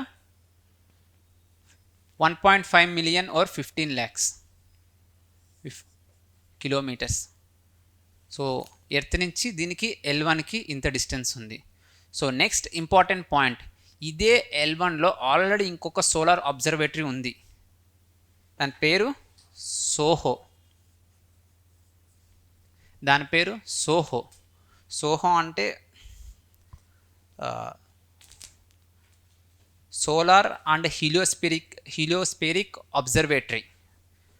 Solar heliospheric observatory. సో ఇది లాంచ్ చేసింది చైనా. సో ఆల్రెడీ చైనా వాళ్ళకి ఒక ప్రాజెక్ట్ ఉంది సోహో. నెక్స్ట్ ఇక్కడ L2 అని ఇంకో లాగ్రాంజే పాయింట్ ఉంది. ఈ లాగ్రాంజే పాయింట్లో 2 ఇంపార్టెంట్ టెలిస్కోప్స్ ఉన్నాయి. Most important best telescope in the world అంటే ఇప్పుడు జేమ్స్ వెబ్. హబుల్ ఒకప్పుడు, ఇప్పుడు James Webb. So James Webb యొక్క ప్లేస్ ఏంటి? L2. L2. ఇంకొకటి రీసెంట్గా ఒక టెలిస్కోప్ను లాంచ్ చేశారు to study dark matter. So దాని పేరు యూస్లిడ్. ఇది లాంచ్ చేసింది European space Agency, James Webb NASA వాళ్ళది. European space Agency has launched Euclid telescope to study dark matter. So మీరు మామూలుగా చూస్తే నార్మల్ విజిబుల్ మ్యాటర్ మనకి విజిబుల్ అంటే మనం రీసెర్చ్ చేసిన దాంట్లో ఇట్ విల్ బి హార్డ్లీ 5%. ఇంకా ఉన్నది dark matter which we yet to discover. Next ఇంకోటి డార్క్ ఎనర్జీ. మనకు తెలియకుండా చాలా ఎనర్జీస్ అనేది సోలార్ సిస్టమ్ కానీ అదర్ యూనివర్స్లో ఉన్నాయి, మనకు అన్నీ తెలియదు. We're just aware of the visible. ఇది కూడా మన ఎలక్ట్రో స్పెక్ట్రమ్ ఏదైతే ఉంటుందో, ఎలక్ట్రోమాగ్నెటిక్ స్పెక్ట్రమ్ ఏదైతే ఉంటుందో దానితో ఒక ఎక్స్రేతో కానీ ఒక ఐఆర్ రేస్తో కానీ లేకపోతే యువీ రేస్తో ఏదైతే చూడగలుగుతున్నామో వాటి వరకే నార్మల్ మ్యాటర్. మిగతాదంతా డార్క్ మ్యాటర్, డార్క్ ఎనర్జీ. మనం వెనక్కి వచ్చేద్దాం, డివైడ్ కాకూడదు. So L1 and L2. So మీరు జస్ట్ ఇలా గుర్తుపెట్టుకోండి. సో ఇక్కడ సోహో. నెక్స్ట్ సో ఇక్కడ మనము ప్లేస్ చేసాము, అది 1.5 million kilometres from the earth. So this is next. ఎన్ని పేలోడ్స్ ఉన్నాయి ఆదిత్య L1లో? 7 payloads. So this is relating to payloads. అంత ఐ డోంట్ థింక్ అంత మచ్ ఇంపార్టెంట్ మనకి. So this is regarding. So వీళ్ళు ఇక్కడ యూస్ చేసింది పిఎస్ఎల్వి ఎక్సెల్. మీకు ఇంకా to the point, PSLV XL use చేశారు. పిఎస్ఎల్వి ఎక్సెల్లో మనకుండే ఎన్ని stages? 4 stages. PSLV XL 4 stages. First stage solid, liquid. Next booster straps ఉంటాయి. ఐ థింక్ 6 బూస్టర్ స్ట్రాప్స్ అనుకుంటాను, నాట్ షూర్ ఎగ్జాక్ట్లీ, బట్ అది పిఎస్ఎల్వి ఎక్సెల్. ఇట్లా మనం ప్రతిదీ లింక్ పిఎస్ఎల్వి కోర్ ఎలా ఇంకోటి ఉంటుంది, దానికి బూస్టర్ స్ట్రాప్స్ ఉండవు, దీనికి బూస్టర్ స్ట్రాప్స్ ఉంటాయి. That is the difference. PSLV XL is the workhorse of India. So this is. So ఇది ఆదిత్య L1కి సంబంధించిన important points. So next international project, very important. Parker solar probe, very important. So this is by NASA. So అన్ని points cover చేసాము. So that is Aditya L1. So next will go to the NavIC. కొన్ని updates ఉన్నాయి NavIC గురించి. So it's important. So NavIC గురించి కొన్ని updates ఉన్నాయి. So NavIC అంటే navigation with Indian constellation. It is an Indian regional navigation system. So just background, regional navigation system. So up to India's యొక్క territory నుంచి up to 1500 kilometres వరకు మాత్రమే ఈ నావిక్ అనేది మనకి పనిచేస్తుంది. Beyond that we don't collect navigation data. So ఇక్కడ మనకి మొత్తం ఎన్ని శాటిలైట్స్ ఉంటాయి? 7 శాటిలైట్స్. 7లో 3 వచ్చి జియో స్టేషనరీ, ఇంకొక 4 geosynchronous. Geo transfer orbit అంటే అక్కడ పంపించి అక్కడి నుంచి మనము వీటికి మూవ్ చేస్తాము. So this is geosynchronous. So next my point, ఎన్ని కిలోమీటర్స్ ఉంటుంది జియో స్టేషనరీ? 36,000 రఫ్లీ. Is approximately, generally 35,860 or something ఉంటుంది. So approximately 36,000. So that is. So next number of satellites. So there will be 2 types of services provided by them: standard positioning service, restriction service. Standard positioning service is for the civilian, normal mana usage kosam. So restricted service is for the military. So this is global navigation systems unnai already konni. వాటి పేరు ఒకటి GPS, ఇంకోటి Galileo, next Russia వాళ్ళది GLONASS, China వాడిది బీడు. So ఇవి important. So ఇవి total world wide. So next ఇప్పుడు మనం అప్డేట్స్ ఏమున్నాయో చూద్దాం. నావిక్ గురించి ఏం అప్డేట్స్ ఉన్నాయి అని చూస్తే, ఫస్ట్ రీసెంట్గా ఒక శాటిలైట్ లాంచ్ చేయడం జరిగింది, NOS 01 నావిగేషన్ రీసెంట్గానే నావిగేషన్ శాటిలైట్ 01. సో ఆల్రెడీ ఇక్కడ 7 శాటిలైట్స్ ఉన్నాయి. ఒకసారి డిఫెక్ట్ శాటిలైట్ వస్తే కూడా ఇంకోటి పంపించి రీప్లేస్ చేశారు. బట్ ప్రెజెంట్ ఇవి ఏంటంటే రాసుకో, సెకండ్ జనరేషన్. ఇంతకుముందు చూస్తే first generation, second generation navigation satellite. So కొత్తగా మనము NVS 01 అనే శాటిలైట్ని పంపించాము. ఇది second generation navigation satellite. So దీని గురించి కొంచెం ఇన్ఫర్మేషన్ రాసుకోండి, ఒక లేటెస్ట్ శాటిలైట్ కాబట్టి. Keep side heading NVS 01 second generation navigation satellite. So it was launched using GSLV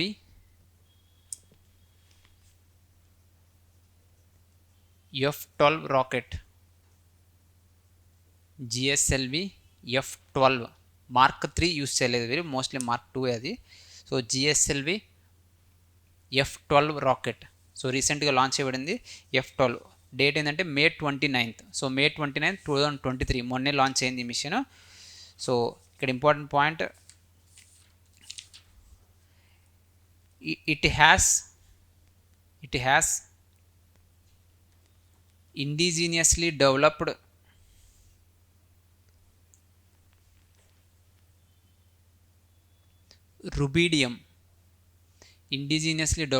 rubidium atomic clock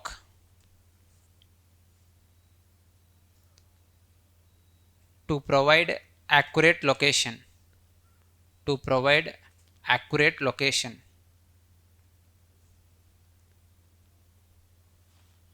It has mission life of over 12 years.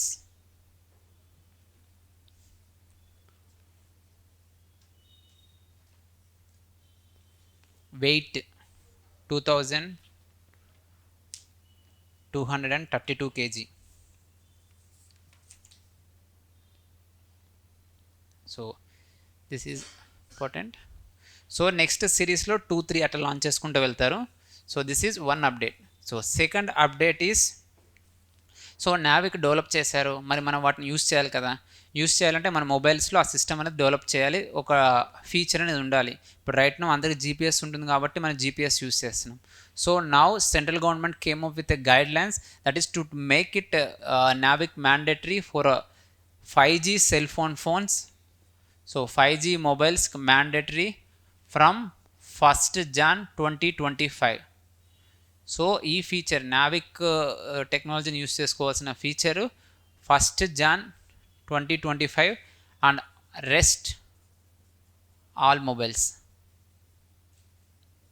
December 2025. So December 2025 నుంచి మిగతా వాళ్ళకి mandatory. So this is one update regarding Navik. So there is an other update, that is, so మరి నావిక్ని use చేయాలంటే Navik use చేయగలిగే device అనేది ఉండాలి. So NavIC navigation device first time developed by the first navigation device developed by, చెప్పగలరా పేరు? Elena Geo Systems. Elena Geo Systems Bengaluru based startup.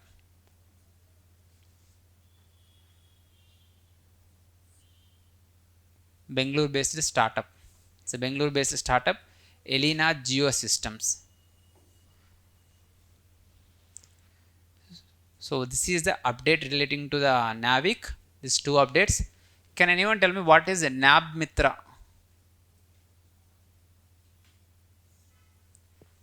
NAB Mitra అంటే ఎవరైనా చెప్పగలరా ఏంటనేది? It is an application developed by the ISRO for fishermen. So వాళ్ళ fishing కోసము వాళ్ళు ఎక్కడైనా సపోజ్ సముద్రంలో ఇరుక్కుపోయారనుకోండి, you have to communicate with the mainland. So అన్నిటికీ they have developed, it's an communication system. satellite based communication system developed for the safety of fishermen. So it is also developed by the ISRO Space Application Center, which is in Ahmedabad. Institutions ప్రతి ఒక్కరు తెలుసుకోవాలి. Institutions are very important. హైదరాబాద్లో ఒక institution ఉంది, దాని పేరు ISRO based institution, National Institute of Remote Sensing. So remote sensing institution అనేది మన హైదరాబాద్లో ఉంది. So they are very important. At least మనమే తెలుసుకుంటే కొంచెం ఈజీగా ఉంటుంది.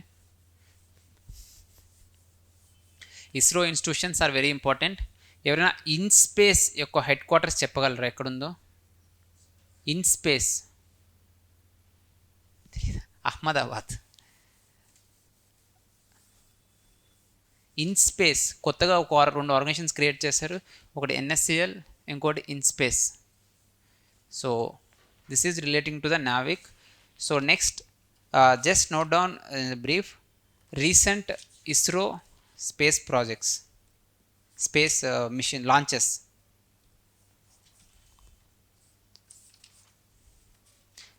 ఇన్ సమ్మరీ మనము ఫాస్ట్గా రాసుకుందాం, అవి very helpful for the exam. So first one PSLV C56, PSLV C56, PSLV C56,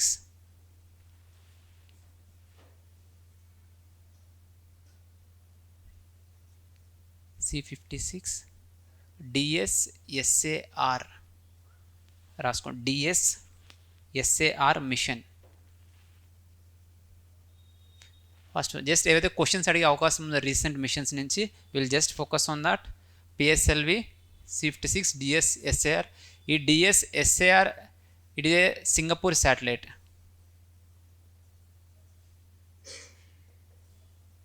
it is Singapore satellite. So this is first one. SAR అంటే synthetic aperture radar. Any kind of SAR, suppose we have NISAR. So similarly way ఏదైనా SAR అంటే synthetic aperture radar. So it uses radio waves for doing remote sensing. Overall it's a remote sensing project, PSLV C56. So this is the, and there were other small payloads, not that much important according to me. So next one more is, we have already seen GSLV F12 NVS01. మనం ఇందాక already చూసాం. So this is also one of the mission launched by the recently launched by them. So next PSLV C55 TELO, Telos.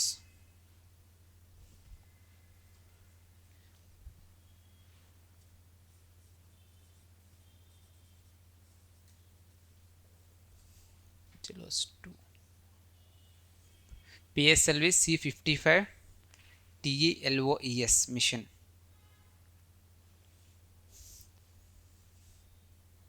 So దీనికి 2 payloads ఉన్నాయి, that is important. TELOS2, ఇంకోటి Lumelite.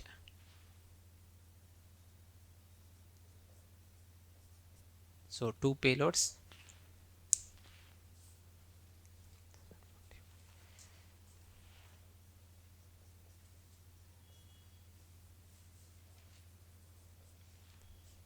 So last 1 year మనం చూసేది, only last 1 yearలో ISRO చేసిన launches ఏమున్నాయి. So very important, very high chance of asking in the exam. ఇంకా ముందు ఈ మంత్ ఎండింగ్లో ఇంకేమైనా లాంచ్ చేసినా కూడా అది కూడా చూసుకోండి. నెక్స్ట్, ఈ both belongs to Singapore. So ఈ 2 సింగపూర్కి సంబంధించినవి, ఈ 2 సింగపూర్కి సంబంధించినవి. సో ఇక్కడ ఇంకొక additional point here it self, they have launched in that inbuilt poem 2 అని ఒకటి ఉంది. ఎవరైనా చెప్పగలరా ఇది ఏంటనేది? పోయం అంటే, పోయం విన్నారా పేరు ఎప్పుడైనా? PSLV orbital experimental module. ఎప్పుడు వినలేదు, వెరీ ఇంపార్టెంట్. అయితే ఖచ్చితంగా నోట్ చేసుకోండి మీరు. ఆల్రెడీ 1 వేరే PSLV యూస్ చేసుకొని లాంచ్ చేశారు. సో ఇది second one, poem 2 PSLV orbital experimental module. So ఇక్కడ ఏం చేస్తారు అంటే, ఇప్పుడు మన పిఎస్ఎల్వికి ఎన్ని స్టేజెస్ ఉన్నాయి? 1 2 3 4 స్టేజెస్. ఈ 4th స్టేజ్ ఏదైతే ఉంటుందో ఈ 4th స్టేజ్ ఈ 3 బర్న్ అయిపోతాయి. ఈ 4th స్టేజ్లో కూడా ఫ్యూయల్ బర్న్ అయినాక ఏదైతే మిగిలిన పార్ట్ ఉంటుందో ఆ మిగిలిన పార్ట్ని ఒక బేస్గా వాడుకొని అదే స్పేస్లో తిరుగుతూ ఉంటుంది. ఒక బేస్లా ఉండి ఒక ప్లాట్ఫామ్లో ఉండి తిరుగుతూ ఉంటుంది. ఆ ప్లాట్ఫామ్ మీద మనకి ఏమైనా ఎక్స్పెరిమెంటల్ ఎక్విప్మెంట్స్ అనేది పెడతాం. మనం ఏదైతే ఎక్స్పెరిమెంట్ చేయాలనుకుంటున్నామో ఆ ఎక్స్పెరిమెంటల్ ఎక్విప్మెంట్స్ అనేది ఆ 4th స్టేజ్ మాడ్యూల్ మీద ఉంటుంది. సో మనకు కొన్ని చిన్న చిన్న ఎక్స్పెరిమెంట్స్ చేసుకోవాల్సి వస్తుంది అని చెప్పాను ఇందాక. మూన్ మీద కొన్ని ఎక్స్పెరిమెంట్స్ చేసుకుంటే మన ఎక్విప్మెంట్ రేడియేషన్కి ఎలా రియాక్ట్ అవుతాయి తెలుస్తాయి అనేసి. సపోజ్ ఒక కెమెరాని వాళ్ళు ఏమైనా రీసెర్చ్ ఎక్స్పెరిమెంట్ చేయాలనుకుంటున్నారు అనుకోండి, ఆ కెమెరాని 4th ప్లాట్ఫామ్ మీద పెడతారు. సో అన్నీ బర్న్ అయిపోతుంది. బట్ 4th ప్లాట్ఫామ్ లాస్ట్కి వచ్చేసరికి ఒక ప్లాట్ఫామ్ లాగా మిగిలి ఉంటుంది. ఆ platform it is run by the solar ఎనర్జీతో సోలార్ ప్యానల్స్ ఉంటాయి. సోలార్ ఎనర్జీతో రన్ అవుతుంటుంది. అది ఎర్త్ చుట్టూ తిరుగుతుంటుంది. సో దాని మీద ఉన్న equipments they will do the research. So దాని పేరు POEM, PSLV orbital experimental module. So ఈ పిఎస్ఎల్వి C55లో లాస్ట్ స్టేజ్ని పోయం 2 కింద వాడుకున్నారు. సో ఈ పిఎస్ఎల్వి C55లో 3 ఉన్నాయి. ఒకటి టిలియోస్ 2, ఇంకోటి ల్యూమ్లైట్, ఇంకోటి poem 2. So this where the relating to this project. So next very important machine, very much important machine, LVM M3 OneWeb 2 mission. LVM, so launch vehicle 3 Mark 3. So it's A GSLV project. ఇక్కడ launch vehicle ఉండేది GSLV Mark 3. So Mark 3 stages. So already liquid cryogenic.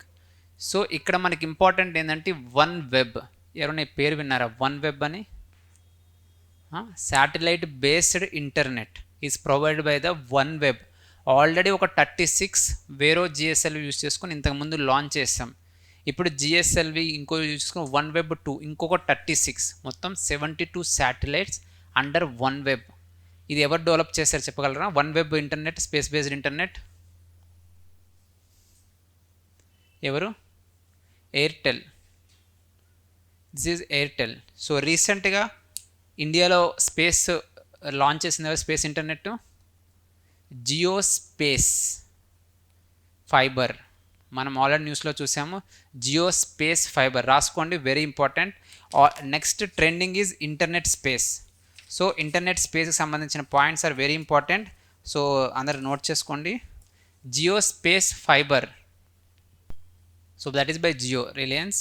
So next Elon Musk ఒకటి launch చేశారు. It is in news. Israel Palestine కాన్ఫ్లిక్ట్లో Starlink it's a most advanced internet based. So రాసుకోండి Starlink, Elon Musk. So Microsoft వాళ్ళు కూడా ఒక ప్రాజెక్ట్తో వచ్చారు, air band. So Microsoft air band. Next one Amazon. మనమైతే అమెజాన్ చూస్తున్నాం, వాళ్ళు కూడా వచ్చారు. Can you tell me the name? Kuiper belt అని మనం చదువుతాం కదా, కూపియర్. సో టాటా వాళ్ళు కూడా వచ్చారు. మన టాటా వాళ్ళు కూడా కాంపిటీషన్. వాళ్ళ పేరు నెల్కో.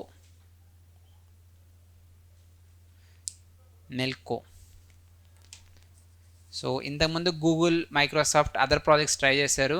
లైక్ గూగుల్ వాళ్ళు వచ్చేసరికి బెలూన్స్, లూన్ అనే ప్రాజెక్ట్ ఒకటి లాంచ్ చేశారు. బట్ అవన్నీ పెద్ద సక్సెస్ అవ్వలేదు. So now present trending upcoming is this OneWeb and internet, space based internet, very important. So next, so ఇది నోట్ చేసుకోండి, LVM M3 OneWeb 2. So very important. So next one SSLV D2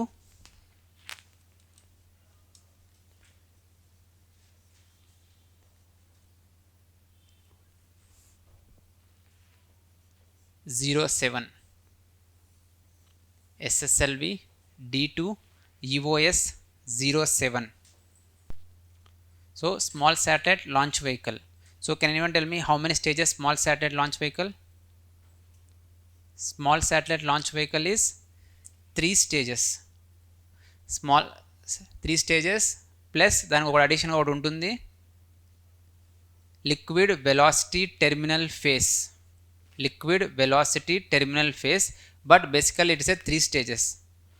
So I want to tell you one important point relating to small satellite. So first నేను ఒక question, so that is రీసెంట్గా కొత్త space station కడుతున్నారు, about to construct. మనకు already Sriharikota ఉంది, but ఇంకో కొత్తది కడుతున్నారు. Can anyone tell me that name? కొత్త space station like Sriharikota, Kulasekarapattinam. You can note down here itself, otherwise somewhere ఎక్కడైనా స్పెషల్గా నోట్ చేసుకోండి. We are developing a new space,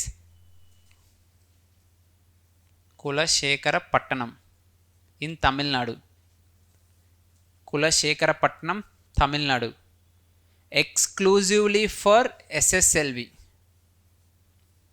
Exclusively for SSLV. So any kind of new launch of small satellite launch vehicles, it won't be done at Sriharikota, it will be done at Kulashekara Patnam. Already land acquisition kuda అయిపోయింది.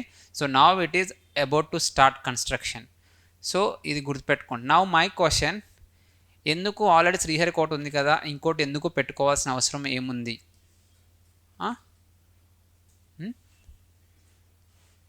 వినిపించలేదా? Schedule busy కాదు, ఇంకో launch pad కట్టుకోవచ్చు, చాలా space ఉంది. Already అదే చోట ఒక private company ఒక లాంచ్ ప్యాడ్ కట్టింది శ్రీహరికోట దగ్గర. ఎవరైనా చెప్పగలరు ఏ కంపెనీ అనేది? First private launch pad in India is constructed by, I will discuss private role in space sector. మామూలుగా గుర్తుపెట్టుకోండి, Agnikul Cosmos. First private launch pad అది శ్రీహరికోట దగ్గరే కట్టారు. ఇంకో లాంచ్ ప్యాడ్ కట్టుకోవచ్చు, it's not the space. The major problem is that launch vehicle launch చేసినప్పుడు we launch only from the eastern coast. We launch only from the eastern coast. ఎందుకంటే earth west నుంచి east వైపు move అవుతుంది. So మనము దాని యొక్క ఫోర్స్తో దాని moment వైపు మనం లాంచ్ చేసామంటే ఎక్స్ట్రా ఎనర్జీ అనేది మనకి ఎర్తిస్తుంది. దానివల్ల మనకు ఫ్యూయల్ తక్కువ తీసుకొని మనం వెళ్ళొచ్చు. బట్ అదే టైంలో దాని యొక్క పుష్ అనేది సౌత్ వైపు ఉంటుందంట. అందుకే వీరంత సౌత్ వైపే కట్టుకుంటున్నాము, సౌత్ వైపు ఉంటుంది. మనం దీన్ని వితిన్ మన టెక్నాలజీస్ యూస్ చేసుకొని మాన్యువరింగ్ అనేది చేస్తున్నాం. మళ్ళీ పైకి సడన్గా అది ఫెయిల్ అయింది అనుకోండి, అది వచ్చి శ్రీలంక మీద ఎక్కడో పడే అవకాశం ఉంటుంది సౌత్లో. మనం still we in train to manoeuvre south మీద పడకుండా, ఏది ఒకవేళ ఫెయిల్ అయితే మన సౌత్ ఏదైనా ల్యాండ్ మీద పడకుండా ఉండడానికి. సో ఒక పెద్ద శాటిలైట్ లాంచ్ చేస్తున్నాం కాబట్టి ఆ కాస్ట్ అనేది చాలా తక్కువ ఉంటుంది. ఆ మాన్యువరింగ్ టెక్నాలజీ కాస్ట్ అనేది ఓవరాల్ కాస్ట్లో తక్కువే ఉంటుంది. సపోజ్ 10 crores అనుకుందాం మాన్యువరింగ్ టెక్నాలజీ, ఆ శాటిలైట్ కాస్ట్ 500 అయితే 10 crores ఉంటుంది. అదే స్మాల్ శాటిలైట్ అయ్యేసరికి అది ఉండే కాస్టే 50-60 crores. ఒక 10 crores పెట్టి మళ్ళీ మాన్యువరింగ్ టెక్నాలజీ అందులో ఇన్సర్ట్ చేయాలంటే మనకి ఎక్స్ట్రా బర్డన్ అయిపోతుంది. శాటిలైట్ కాస్ట్ అనేది ఒక 10-20% ఎక్స్ట్రా పెరుగుతుంది. సో దాని బదులు మనం తీసుకెళ్ళి సౌత్లో పెట్టుకోండి, వీరంత డీప్ సౌత్ పెట్టామనుకోండి, ఆ మాన్యువరింగ్ కాస్ట్ అనేది మనం రెడ్యూస్ చేసుకోవచ్చు. So that is the point why they are constructing a new port, that is Kulasekarapattinam in Tamil Nadu. So how many stages small satellite launch vehicle? 3 stages. So that is important, everyone please remember. So this is, so ikkada ee launch lo ememi satellites unnayane important. So first one EOS 07 raskondi, EOS 07.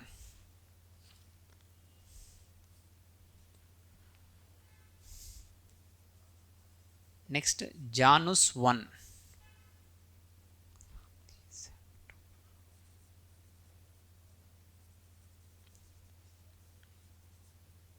Next Azadi SAT 2. Azadi SAT 2. So ఈ మూడు ఇదే ఆర్డర్లో పంపించడం అనేది జరిగింది. First EOS 07 launch చేశారు, తర్వాత జానూస్, తర్వాత ఆజాదీ శాట్. సో ఇక్కడ ఒక ఇంపార్టెంట్ పాయింట్ ఉంది, అది ఆజాదీ శాట్ ఎవరు డెవలప్ చేశారు అంటే 750 girls across the India. So we note that point, note down separate point. Azadi SAT 2 is a combined effort of about 750 girl students across India. guided by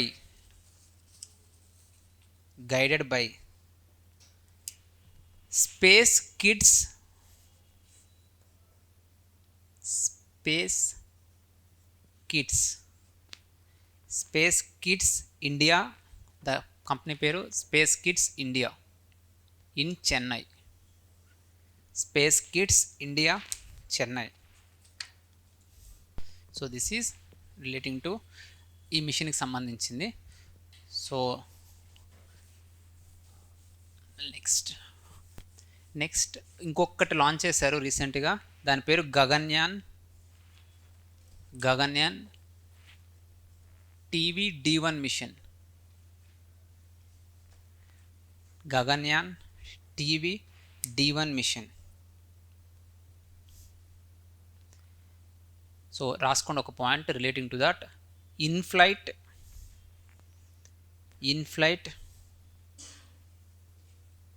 abort demonstration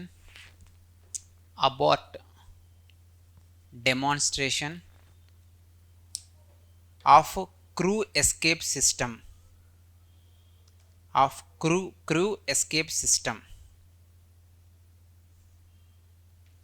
so this is just crew escape సిస్టమ్ని ఈ TV D1లో test చేశారు అంతే. So this is ఇవే last 1 ఇయర్లో ఉన్న missions.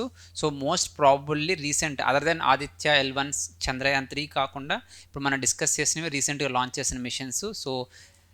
So అవి important. So next we will see role of private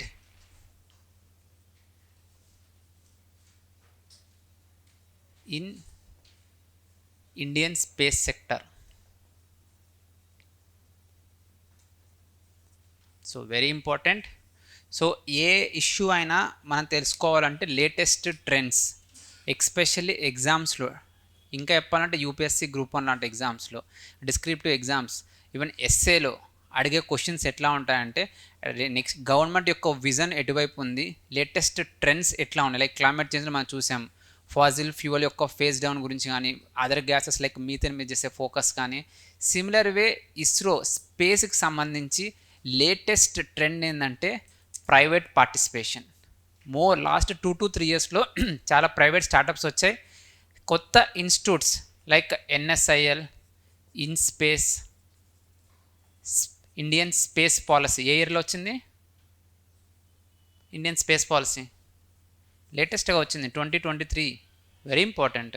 descriptive exams రాసే వాళ్ళకి ఇండియా స్పేస్ పాలసీ చదువుకోకుండా వెళ్ళకూడదు అసలుకి. ఇండియా స్పేస్ పాలసీలో primary focus clear role of INSPACe అనేది మెన్షన్ చేశారు. ఎవరి రోల్ ఏంటి, ఎక్కువ ఇన్స్పేస్ మీద ఎక్కువ ఫోకస్ ఉంటుంది. సో ఇవన్నీ క్రియేట్ చేసింది, ఇవన్నీ చేసేది ఒకటే కారణం, అదేంటంటే ప్రైవేట్ రోల్ పెంచడానికి. So first we should see why సడన్గా ప్రైవేట్కి ఎందుకు ఇంత ఇంపార్టెన్స్ ఇవ్వాల్సిన అవసరం ఏమొచ్చింది అనే విషయాన్ని మనం తెలుసుకోవాలి. సో 2023 గ్రూప్ 1 APPSCలో one of the direct question, why there is a growing importance for private sector, లేదా why we should involve private sector in space sector అనేది నెక్స్ట్ అదే క్వశ్చన్ అడిగిన డైరెక్ట్ క్వశ్చనే అది. సో మనం ఏదైనా తెలుసుకునేటప్పుడు ఇందాక మనం సన్ మూన్ చూసాం, అట్లానే we should know here why అనేది very important. So first most important point space economy. ఇప్పుడు మన స్పేస్ ఎకానమీ అనేది చూసామంటే ఇట్స్ రఫ్లీ more than $350 billion. World wide space economy మొత్తం కలిపి ఇట్స్ రఫ్లీ, don't write this numbers, I'm just latest update అవుతూ ఉంటాయి, ఈ నెంబర్ మీద అంత ఫోకస్ చేయకండి. సో ఒక రఫ్లీ ఐఎమ్ సేయింగ్ రఫ్లీ $350 billion. ఈ $350 billion space completely geospatial services, GPS, navigation data, kind of application, space based applications ప్రతిదీ కలిపి రఫ్లీ around $350 billion.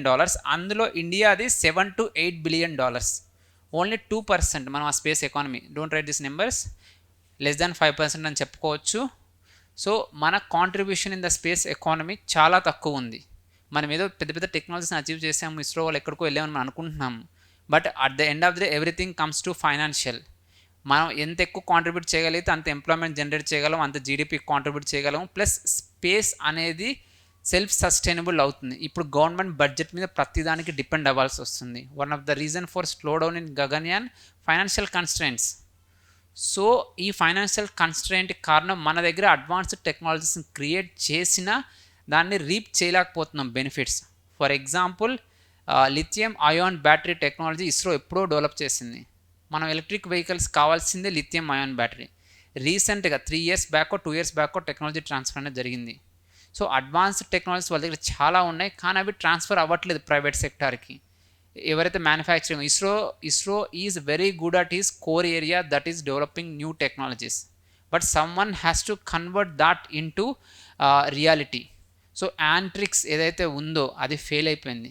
We have seen lot of corruption related issues in the Antrix. So అది fail అయింది. So ఓవరాల్గా space economy ఎంత ఉంది, మనం ఎంత తక్కువ రీప్ చేస్తున్నాం, దానికి కారణం capacity constraint of the ISRO. మనం కానీ ప్రైవేట్ సెక్టర్ని కానీ ఇన్వాల్వ్ చేయగలిగామంటే, ఈ ప్రైవేట్ సెక్టర్ సపోజ్ ఒక పిఎస్ఎల్వి మ్యానుఫ్యాక్చర్ చేయాలి. ఇప్పుడు మనం చూసాము ఇస్రో లాస్ట్ 1 yearలో హార్డ్లీ 6 to 7 లేదా 8 or 9 లాంచెస్ చేసింది.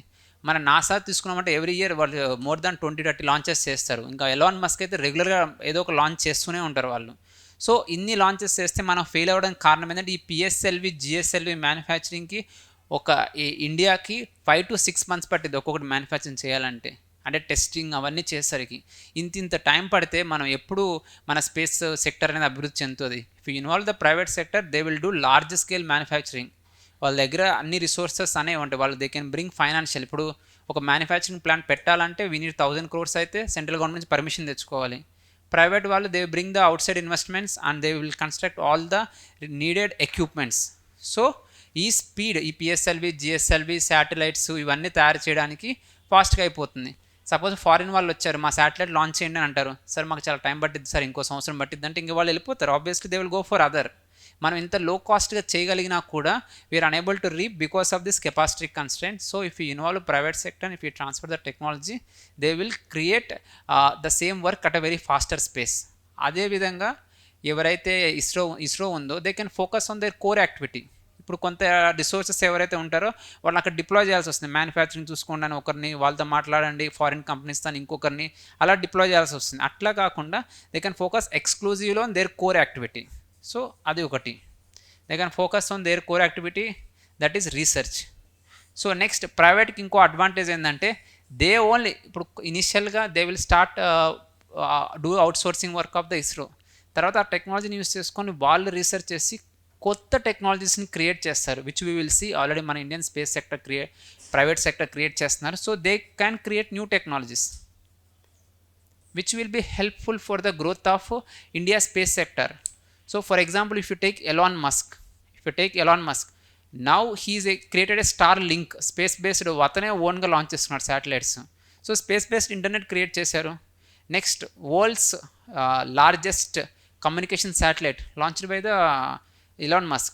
World's best rocket to carry high payloads, more than 10,000 kgs payloadsని, టన్స్ని carry చేసే కెపాసిటీ ఎలాన్ మస్క్ ఒక ఫాల్కన్ రాకెట్కి ఉంటుంది. సో అటువంటిది మనం కూడా ఒక ఎలాన్ మస్క్ని క్రియేట్ చేయాలంటే we should allow private sector. So that is they also will create new technologies and they can grow themselves. So that is important. So ఓవరాల్గా మన ఇస్రోని మనము కొంచెం లిబరేట్ చేస్తాము ఈ చెత్త వర్క్స్, మ్యానుఫ్యాక్చరింగ్ లాంటి వర్క్స్ నుంచి. నెక్స్ట్ ఏంటంటే ప్రైవేట్ సెక్టర్ వాళ్ళు కోర్ ఏరియా మ్యానుఫ్యాక్చరింగ్ అంటే వాళ్ళు బాగా చేస్తారు. నెక్స్ట్ వాళ్ళు కూడా కొత్త టెక్నాలజీస్ అనేది క్రియేట్ చేస్తారు. సో ఎంప్లాయ్మెంట్ ఎక్కువ మందికి జనరేట్ అయితే, ఇప్పుడు ఫారిన్ శాటిలైట్ లాంచ్ చేసామంటే it's indirectly we're exporting, doing some service, we're exporting. So మనకి లైవ్లీహుడ్ జనరేట్ చేస్తాం, మనం కూడా ఒక బెస్ట్ ప్రైవేట్ కంపెనీస్ స్పేస్లో క్రియేట్ చేయగలుగుతాం. So that is the objective. Now we should focus on our exam point of view. So this can helpful for you writing a beautiful essay also. మన Indian space యొక్క problems తెలుసుకుంటే we can write suppose space మీద very high chance of asking a science and technology based essay. Science and technology based ఎస్సేకి one of the beautiful essay exam ఒక beautiful essay రాయొచ్చు space related. అదేవిధంగా మామూలుగా science and technology గురించి ఏదైనా అడిగితే కూడా ఎగ్జాంపుల్స్ కోట్ చేయొచ్చు. ల్యాక్ ఆఫ్ ప్రైవేట్ పార్టిసిపేషన్ అవ్వడం వల్ల ఇండియా రీసెర్చ్ అనేది ఎంత వెనకపడిపోతుంది అనేది మనం మెన్షన్ చేయొచ్చు. So this is, now we will see the important private companies which have already excelled in creating a very beautiful good technologies. So first we will note the company Skyroot. దీని యొక్క headquarters ఎక్కడ ఉంది? Can anyone tell me? Hyderabad. Skyroot Aerospace ఇది మన Hyderabad best company which we should feel proud. So can you tell me it's best achievement? India's first private rocket. India's first private rocket developed by the Skyroot Aerospace under the which name, private rocket name? ఎవరికి తెలీదా? So Vikram S. So it's media బాగానే cover చేస్తుంది ఇది, but మీరు just very important point, Vikram S. The mission name is mission Prarambh. Very important. It's one of the landmark achievement for the India space.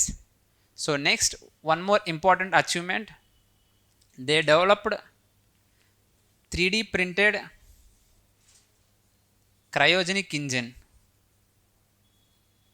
ఆ engine పేరు చెప్పగలరు ఎవరైనా?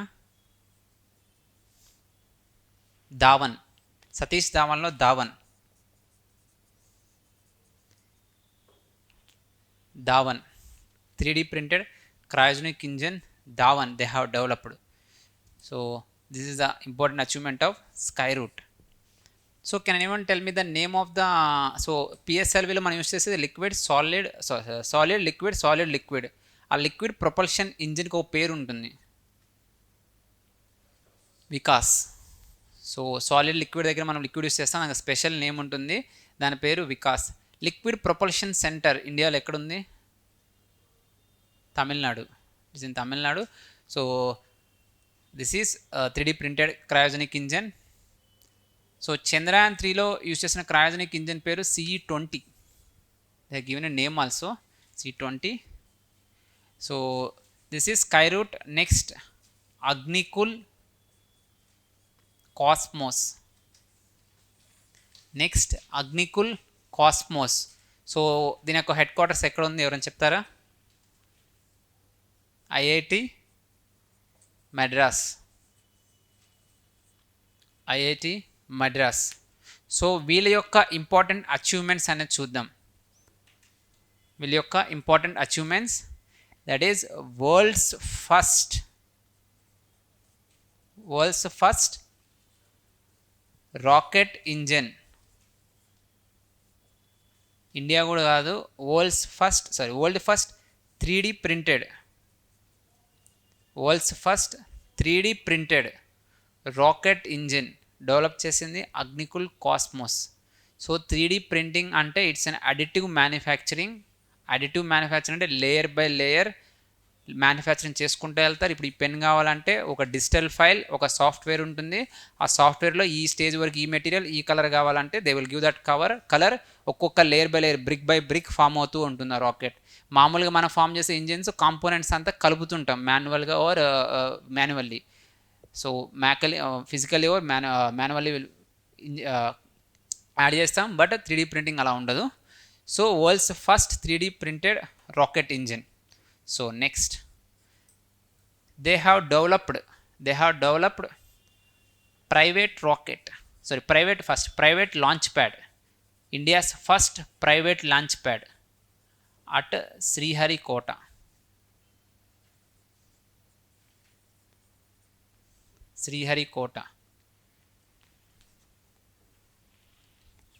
So that is next. వీళ్ళు ఇదే లాంచ్ ప్యాడ్ నుంచి ఒక రాకెట్ లాంచ్ చేశారు రీసెంట్గా.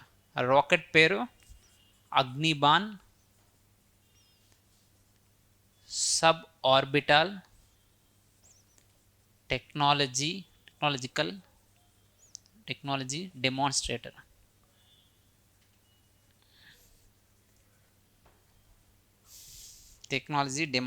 This is a rocket, private rocket. So ఇక్కడ ఇంకొన్ని ఇంపార్టెంట్ పాయింట్స్ ఉన్నాయి. సో ఇక్కడ 3D printed rocket engine develop చేశారు. ఈ రాకెట్ ఇంజిన్ ఏంటంటే semi cryogenic engine. So already ISRO is also doing this project, semi cryogenic engine. So we have seen the cryogenic engine, the fuel is liquid oxygen and liquid hydrogen. So now they have developed semi cryogenic engine with temperature. I will dictate the notes, but first listen. liquid hydrogen at room temperature, very important. This is the latest technologies. Next is liquid oxygen, sorry, super cooled liquid oxygen. So note this point. I will dictate the notes, very important this one. Semi cryogenic engine, since it's a future technology, so next 1 or 2 years it will be news, and it can develop also fully. Second, so keep side heading semi cryogenic engine. So semi cryogenic engine which uses a mixture of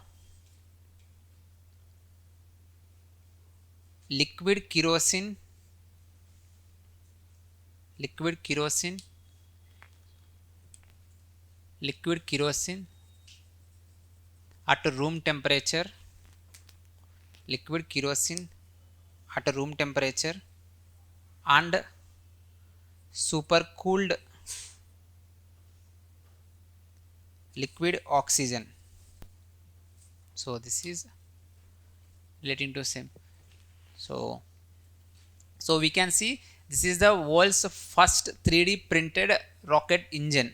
Now I will ask the question, world's first 3D printed rocket. Now we have seen the rocket engine. Now my question is world's first 3D printed rocket. So note down. First note down world's first. This is also recently that has been launched. World's first 3D printed rocket.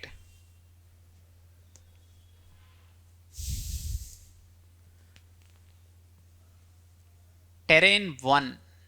The rocket name is Terrain 1.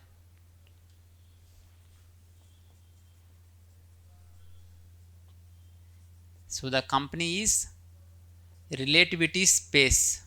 So company peru Relativity Space. So this is so one more. So these were the two companies. So next keep side heading one more company is there, Anant Technologies. So the good thing of Anant Technology is that I will dictate the notes. It manufactures spacecrafts శాటిలైట్స్ని manufacturing చేస్తారు. And దాని యొక్క manufacturing plant అనేది కర్ణాటకలో ఉంది. So ఇంతకుముందు మనం చూసిన స్టార్టప్స్ అంతా వాళ్ళ ఓన్ రాకెట్స్ వాళ్ళు క్రియేట్ చేస్తున్నారు. ఈ అనంత టెక్నాలజీస్ ఎవరికైనా సరే వరల్డ్ వైడ్ ఎవరికైనా ఒక శాటిలైట్ కానీ స్పేస్ క్రాఫ్ట్ కానీ మ్యానుఫ్యాక్చరింగ్ కావాలంటే అనంత టెక్నాలజీ దగ్గరికి వెళ్తే they will manufacture you. So keep side heading Anant technologies. It has spacecraft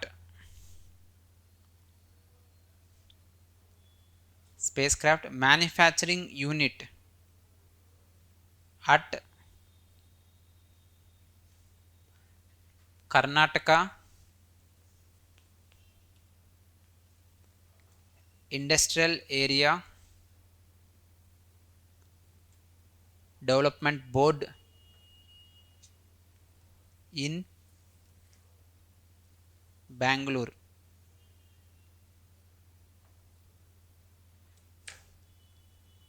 So that is one point. So continue. It is the that company. It is the India's largest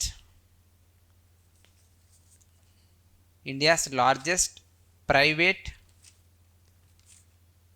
spacecraft manufacturing unit. So next one more point. Recently Anant Technologies has partnered with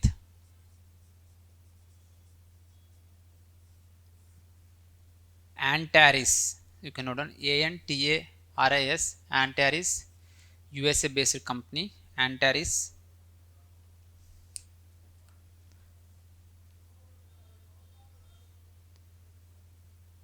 for the development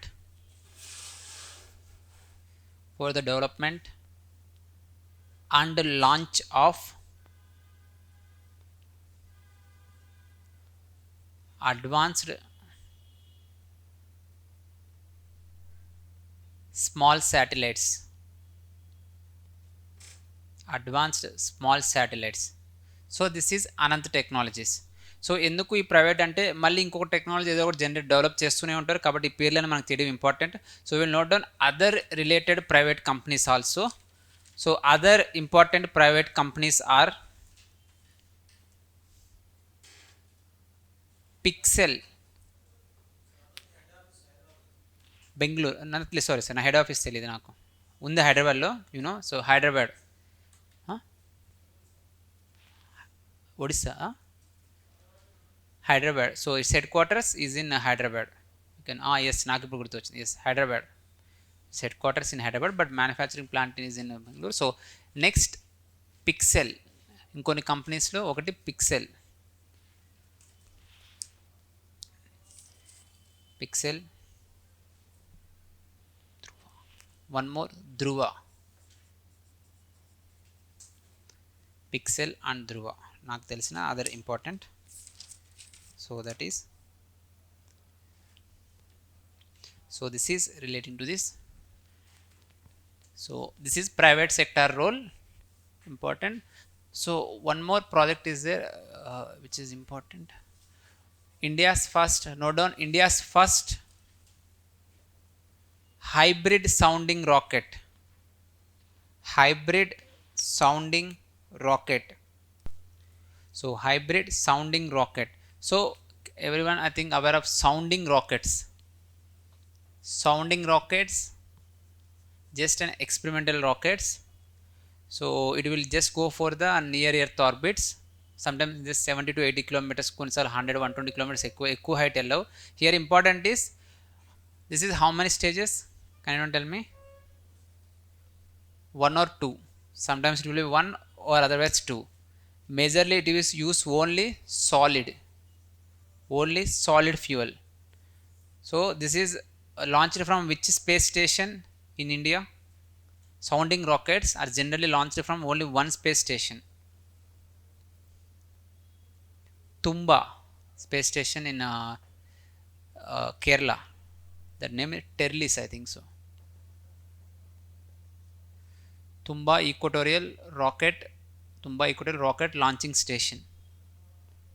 Is that TLS? It's in Tumba Equatorial Rocket Launching Station in Kerala. So అక్కడ నుంచే ఈ sounding rockets అనేవి వెళ్తాయి. So the name of the sounding rockets in India పేరు చెప్పగలరా? Name sound, ఇప్పుడు PSLV GSLV ఎలా అవుతుందో సౌండింగ్ రాకెట్స్కి జనరల్గా ఉండే పేరు Rohini series. So there is a very important, all this static information is very much important. First మనం ఏదైనా తెలుసుకునే ముందు we should know, my advice, every student should have a deeper understanding about the static and there should be clear class idea. So we will revise it. So GSLV MK3, how many stages? 3 stages. Cryogenic, liquid, solid. PSLV XL, how many stages? The 4 stages. Liquid, solid, liquid, solid.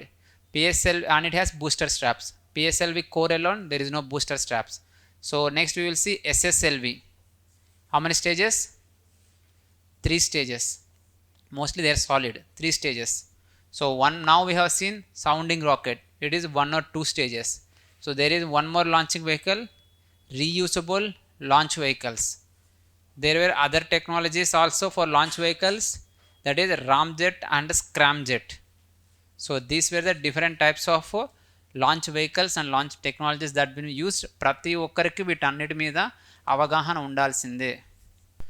So scramjet will move on how much speed? Any scramjet missile or scramjet rocket, now they are developing scramjet. Now India missiles unnai, how much speed?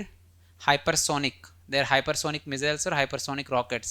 How much speed? More than 5 Mach. This is hypersonic. So 1 to 5 unte supersonic, less than 1 unte subsonic. So supersonic missile is BrahMos. So what is the only hypersonic missile in India at the moment? BrahMos they are developing. Shaurya, we have seen in the last class, Shaurya. So all this very important. This kind of questions can be asked in static areas also. Very important. So that is different types of launch vehicles, ప్రతి ఒక్కరికి గుర్తుండాలి, తెలియాలి. So now one company has developed hybrid rockets. So they hybrid sounding rockets, they used solid and liquid. So I will dictate the notes. Solid and liquid use చేశారు. So this is wrote down India's first hybrid sounding rocket launched by private players from Chengalpattu, Tamil Nadu.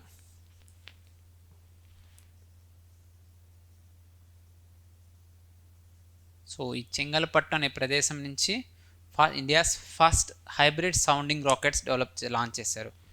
So అది ఎవరు చేశారని చూద్దాం. So next point, it is launched by Martin foundation. Martin Luther Martin foundation. Martin foundation. So continue, comma, it is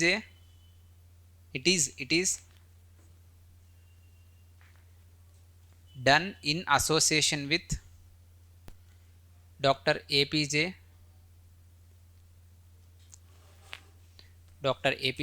Abdul Kalam International Foundation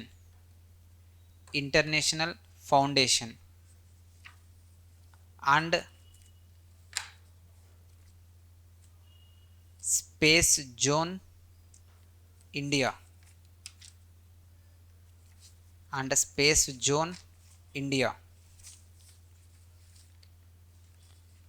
It is named next. It is named as the launch. It is named as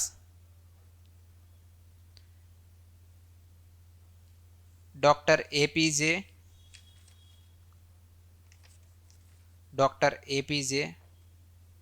Abdul Kalam Satellite Launch Vehicle Mission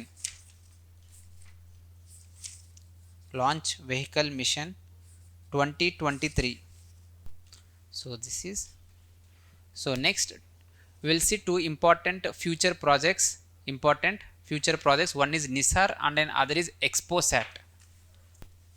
We'll just note down some important points relating to that. Nothing much concept here, just we will note down the facts. Just we will note down the important facts relating to NISAR and ExpoSat, which has a chance of asking in the exam. So keep side heading NISAR. NASA ISRO synthetic aperture radar.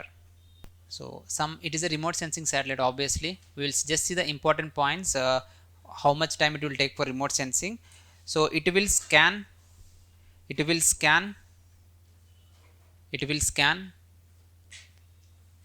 globe every 12 days. It will scan globe every 12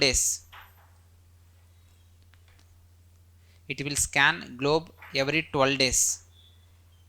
So that is, so next, what is the contribution by the USA and what is the contribution by the India, will note down.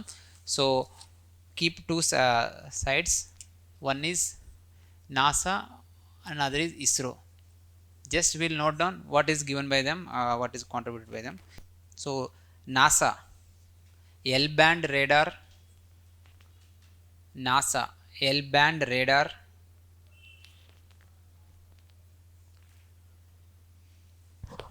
GPS,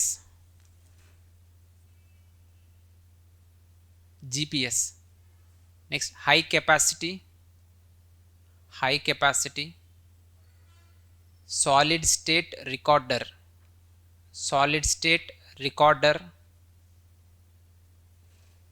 to store data. So last one, payload data subsystem.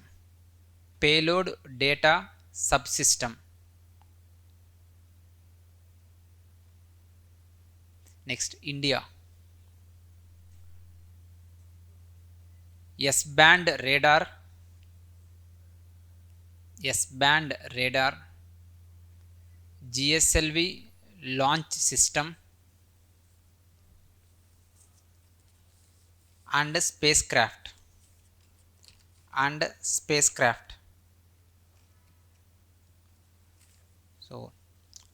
So next, I missed one point, that is weight 2800 kilograms. 2800 kilograms. 2800 kilograms. So generally remote sensing satellite means it will be launched into the low Earth orbit. So no need of extra discussion. Just will note down XPOSat. XPOSat satellite.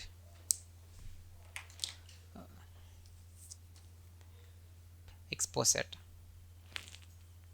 So ISRO, note down ISRO is collaborating with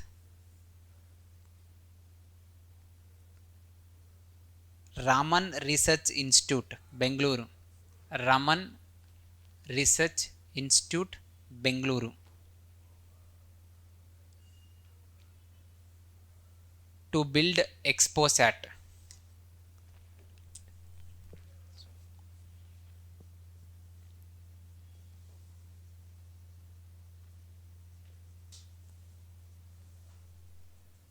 It is X-ray polarimeter satellite. XPOSat means. So next important point. So polarimeter అంటే it's a polarization. So polarization అంటే positive negative polarise అవుతుందో, similarly the polarisation will happen in the coming రేడియేషన్స్లో, వాటిలోని స్టార్స్లోని polarisation అయితే ఈ polarisation study చేస్తారు. That is enough. So will note down some very important points relating to that. So one is XPOSat is India's first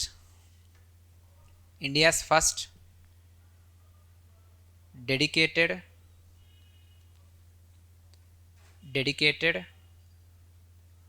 polarimetry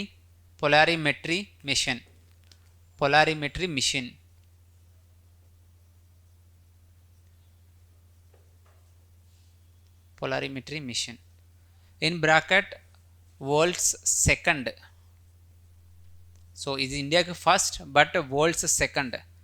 First by NASA. Already NASA ఒక polarimetry mission launch చేసింది. So it is second one.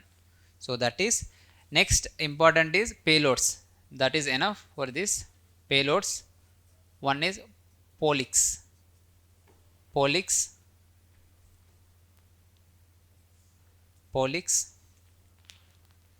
Second one expect. Just Polix దగ్గర రాసుకోండి, it's abbreviation. polarimeter instrument in X-rays. Polarimeter instrument in X-rays. Next XSPECT దగ్గర రాసుకోండి. X ray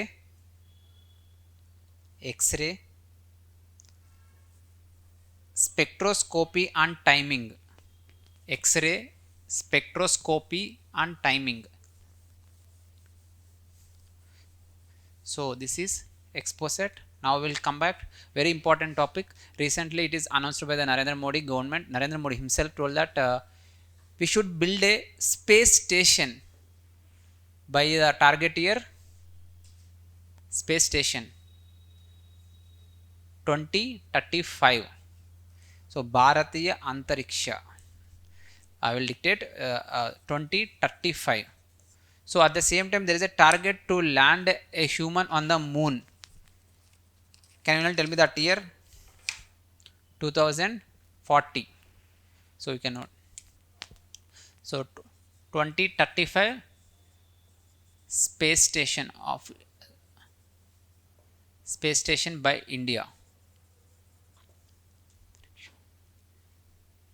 So 2040 human landing on the moon.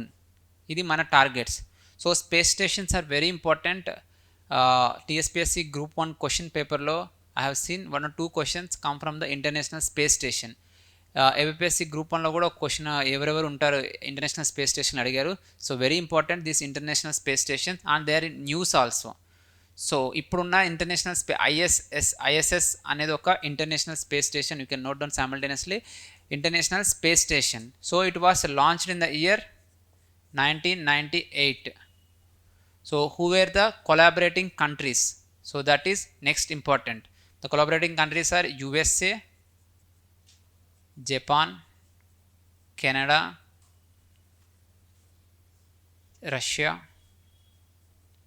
European Union. So these 5 countries, collaborated to build this international space station.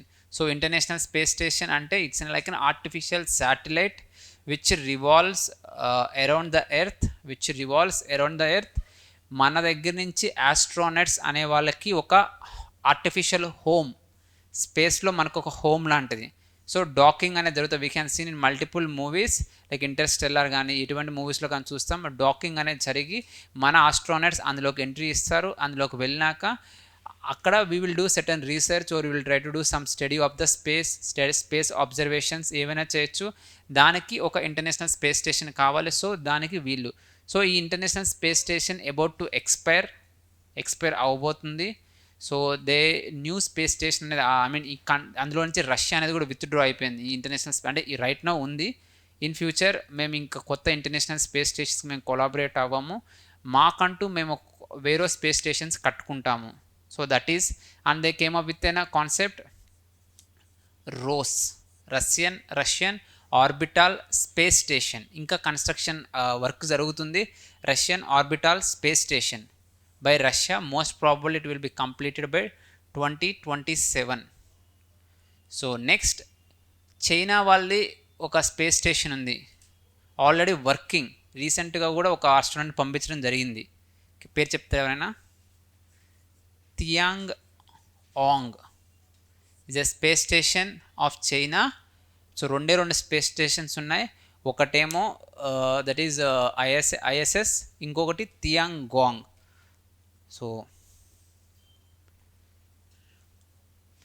So ఇండియాకేమో 2035 target. Russia వాళ్ళకి Russian orbital space station by 2027. So next ఒక private వాళ్ళు ఒక space station construct చేస్తున్నారు. We will note down that Orbital Reef station. Note down the name is Orbital Reef station. The name Orbital Reef station. So అది ఎవరు చేస్తున్నారంటే Blue Origin, the company Blue Origin, Sierra Space. So ఇద్దరు కలిసి it's a private space. ఇన్ని రోజులు మనం government space stations చూసాము. So now they are constructing a private space station that is by Blue Origins and Sierra Space. So under construction, ఇవన్నీ under construction ఉన్నాయి. So this is space stations. So next will come to an important concept that is sample collection. So రీసెంట్గా 2 sample collections న్యూస్లో ఉన్నాయి.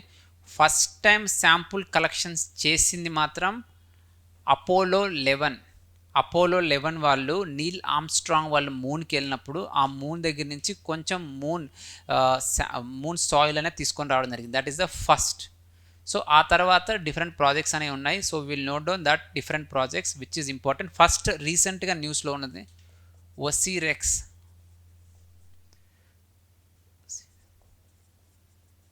OSIRIS-REx. This is by NASA project. So they collected sample from which asteroid? Bennu.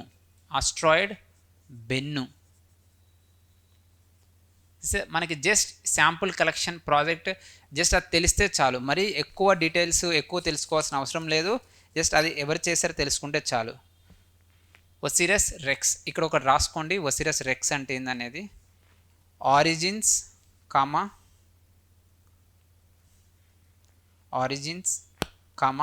Spectral interpretations,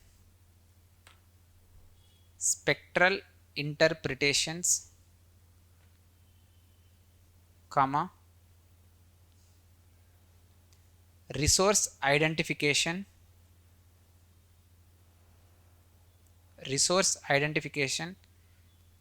comma security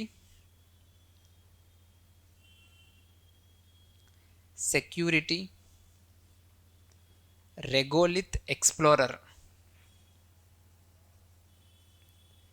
Regolith is explorer. So this is Osiris Rex. So is Bennu అనేది ఒక asteroid. So this is first. Next రీసెంట్గా ఇంకొక project Hayabusa 2. It's Japanese project Hayabusa 2, Japan. వీళ్ళు ఏ asteroid నుంచి collect చేశారు? రైగు. సిమిలర్గా ఇంతకుముందు ఇంకో ప్రాజెక్ట్ ఉంది హయాబూసా 1. వీళ్ళు ఆల్రెడీ ఒకటి కలెక్ట్ చేశారు.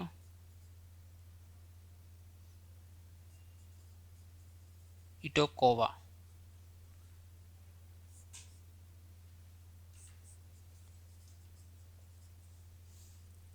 మనం ఇందాక చూసాం Chinese project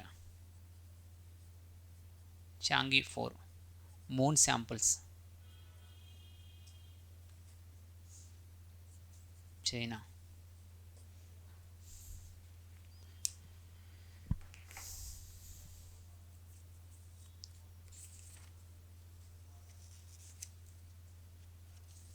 So this is relating to them. So now we will see. So this is sample, very important, the sample collection projects. I will rub chestunnanu. So most important is Osiris Rex, next Hayabusa 2 recent collect చేశారు కాబట్టి. So next, now most important we will see the planets exploration, outer space exploration. So planets exploration, we will start with Mars.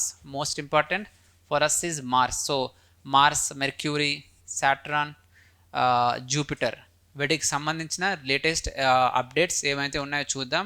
So Mars is in news multiple times, that's why it is important. Why it is in news? Because NASA has launched, NASA's one mission is going on. Its mission name is Perseverance. It's a rover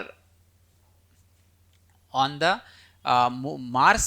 So it has a one flying object Ingenuity. So first ఈ Mars Perseverance అనే rover Mars మీద ఉంది. So ఒక flying object, it's a flying object like an helicopter, unmanned aerial vehicle. So this is the first human made flying object on the Mars. దాని పేరు Ingenuity. So that is one point. Next ఈ same Perseverance నుంచి there is a project MOXIE. ఏం చెప్పగలరు importance of MOXIE? First time on the Mars we have generated oxygen. I will dictate. First time on the Mars we have generated oxygen. So ఈ oxygen అనేది ఉంటే we can use that for human habitations. Mars అనే మనకి చాలా అవసరం oxygen. వాళ్ళు ఏం చేశారంటే కార్బన్ డైఆక్సైడ్స్ తీసుకొని ఆ కార్బన్ డైఆక్సైడ్లో నుంచి ఒక ఆక్సిజన్ ఆటమ్ అనేది తీసుకొని కార్బన్ మోనాక్సైడ్ అవుట్కమ్గా రిలీజ్ అవుతుంది కార్బన్ డైఆక్సైడ్ నుంచి. సో ఇంకొకటి oxygen. So carbon dioxide use చేసుకొని they produced oxygen. So this is the most important update relating to the Mars, that is MOXIE. So note down. So first you can note down Perseverance by NASA. They have launched a first human flying object on the Mars. Its name is Ingenuity. So now we'll note down MOXIE. Its abbreviation Mars Oxygen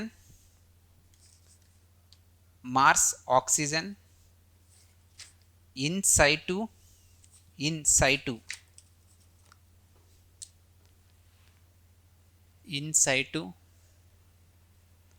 resource utilization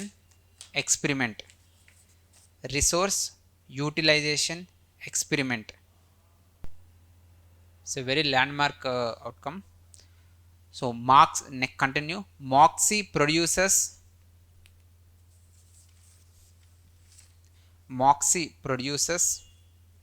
molecular oxygen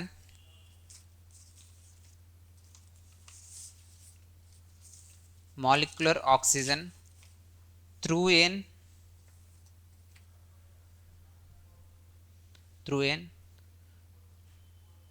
electrochemical process that separates one oxygen atom that separates one oxygen atom from each molecule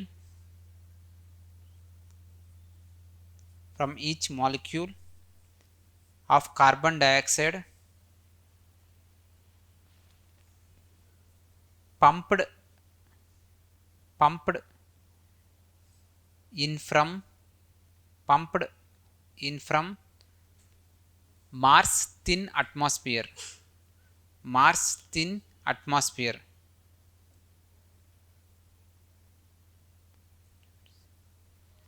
So next, it was developed by MIT. It's an university in USA, MIT. So this is relating to the so next we'll note down other important Mars missions. Keep side heading other important Mars missions.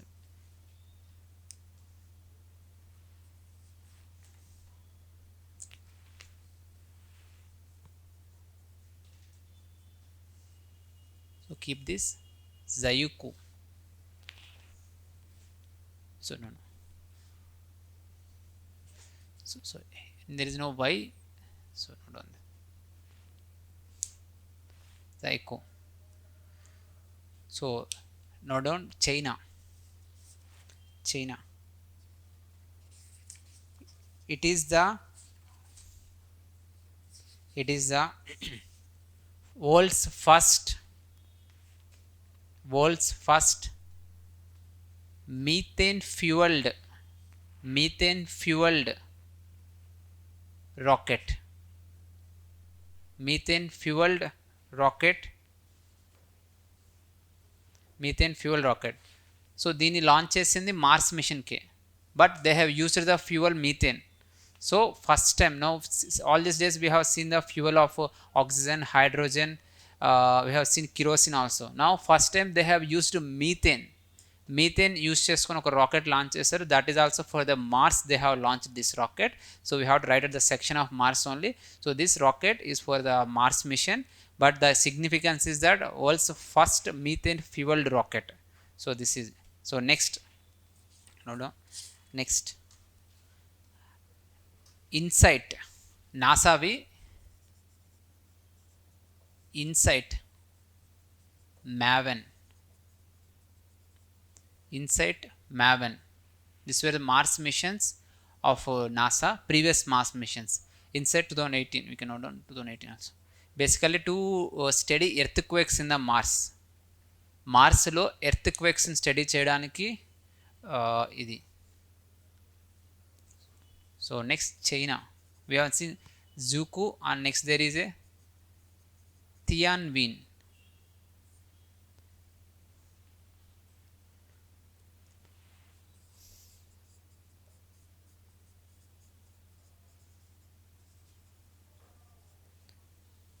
Recently UAE launched Hope mission. Next ESA plus Russia. ExoMars. This is a exam question they have asked in a group 1 APPSC. ExoMars. It was launched by ESA and Russia, but there is some news that Russia has withdrawn, but many websites show that it is ESA and Russia only. ESA means European Space Agency. So note down that. So this is relating to the Mars and its updates. So when Mangalyaan was launched, MOM year 2013, but it was landed 2014, but launch చేసింది మాత్రం 2013 నుంచి launch అయింది 2014. So sometimes they can ask in the match the following: Chandrayaan 1, Chandrayaan 2, Chandrayaan 3, MOM or Mangalyaan. We have to match that 2008, 2019, 2013, 2023. So sometimes they can ask, or as multi-statement questions they can mention. This year, since మనకు ఉండేవే కొన్ని important achievements, ఈ కొన్ని అనేది we should always remember. So Mars is in which color? Red. Why it is in red? Ferric oxides, తుప్పు పట్టడం అంటారు కదా ఐరన్ను, same అక్కడ కూడా తుప్పు పట్టి ఆ తుప్పు డస్ట్ ఫామ్లో కన్వర్ట్ అయ్యి అదంతా సర్క్యులేట్ అవుతూ ఉంటుంది. సో మార్స్, ఒక సినిమా వచ్చింది, దాన్ని I don't remember, it's very good movie, అందులో క్లియర్గా చూడవచ్చు మార్స్ అట్మాస్ఫియర్ అవన్నీ. నాట్ ఏబుల్ టు రికలెక్ట్, నెట్ఫ్లిక్స్లో ఉంటుంది, very good movie. So next will keep side heading Venus. Keep side heading Venus, because we are launching a one project for Venus, that is Shukrayan. We are launching a project that is Shukrayan. You can just note down Shukrayan. We will complete to 8 అయిపోయింది. For last 5 minutes we will complete the Jupiter and Saturn, will close. So that we can start a next topic. In the next class it will be IT. Next class we will do IT. Mostly we will do running notes because time shortage వస్తుంది, so we have to be fast. So dictation ఉండదు తక్కువ. So Shukrayan, Venus, Shukrayan. So that is, so next, so there were international projects, Veritas, Envision, Veritas, I think NASA it is, I will leave. So Veritas,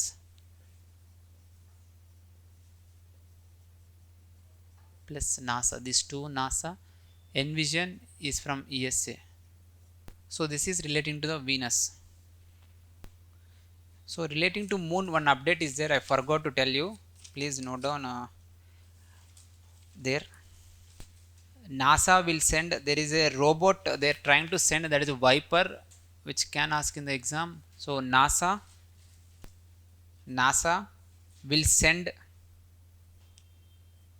its first mobile robot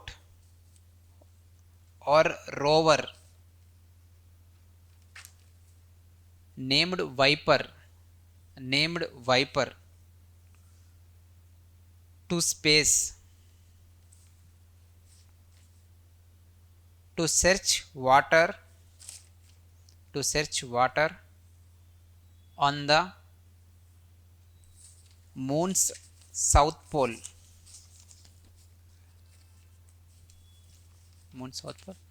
So otherwise we will do in the next class, we will complete the next class, we will do Jupiter, Saturn relating to that, and any other updates related to space we will do, and we will move on to the IT. So IT, after that we will from January we focus more on the upcoming APPSC group 1 and group 2 prelims based exams like Indian Society, Polity, awards. Will focus more, I will tell you next topic, but the next class is to IT very important, so that's why IT.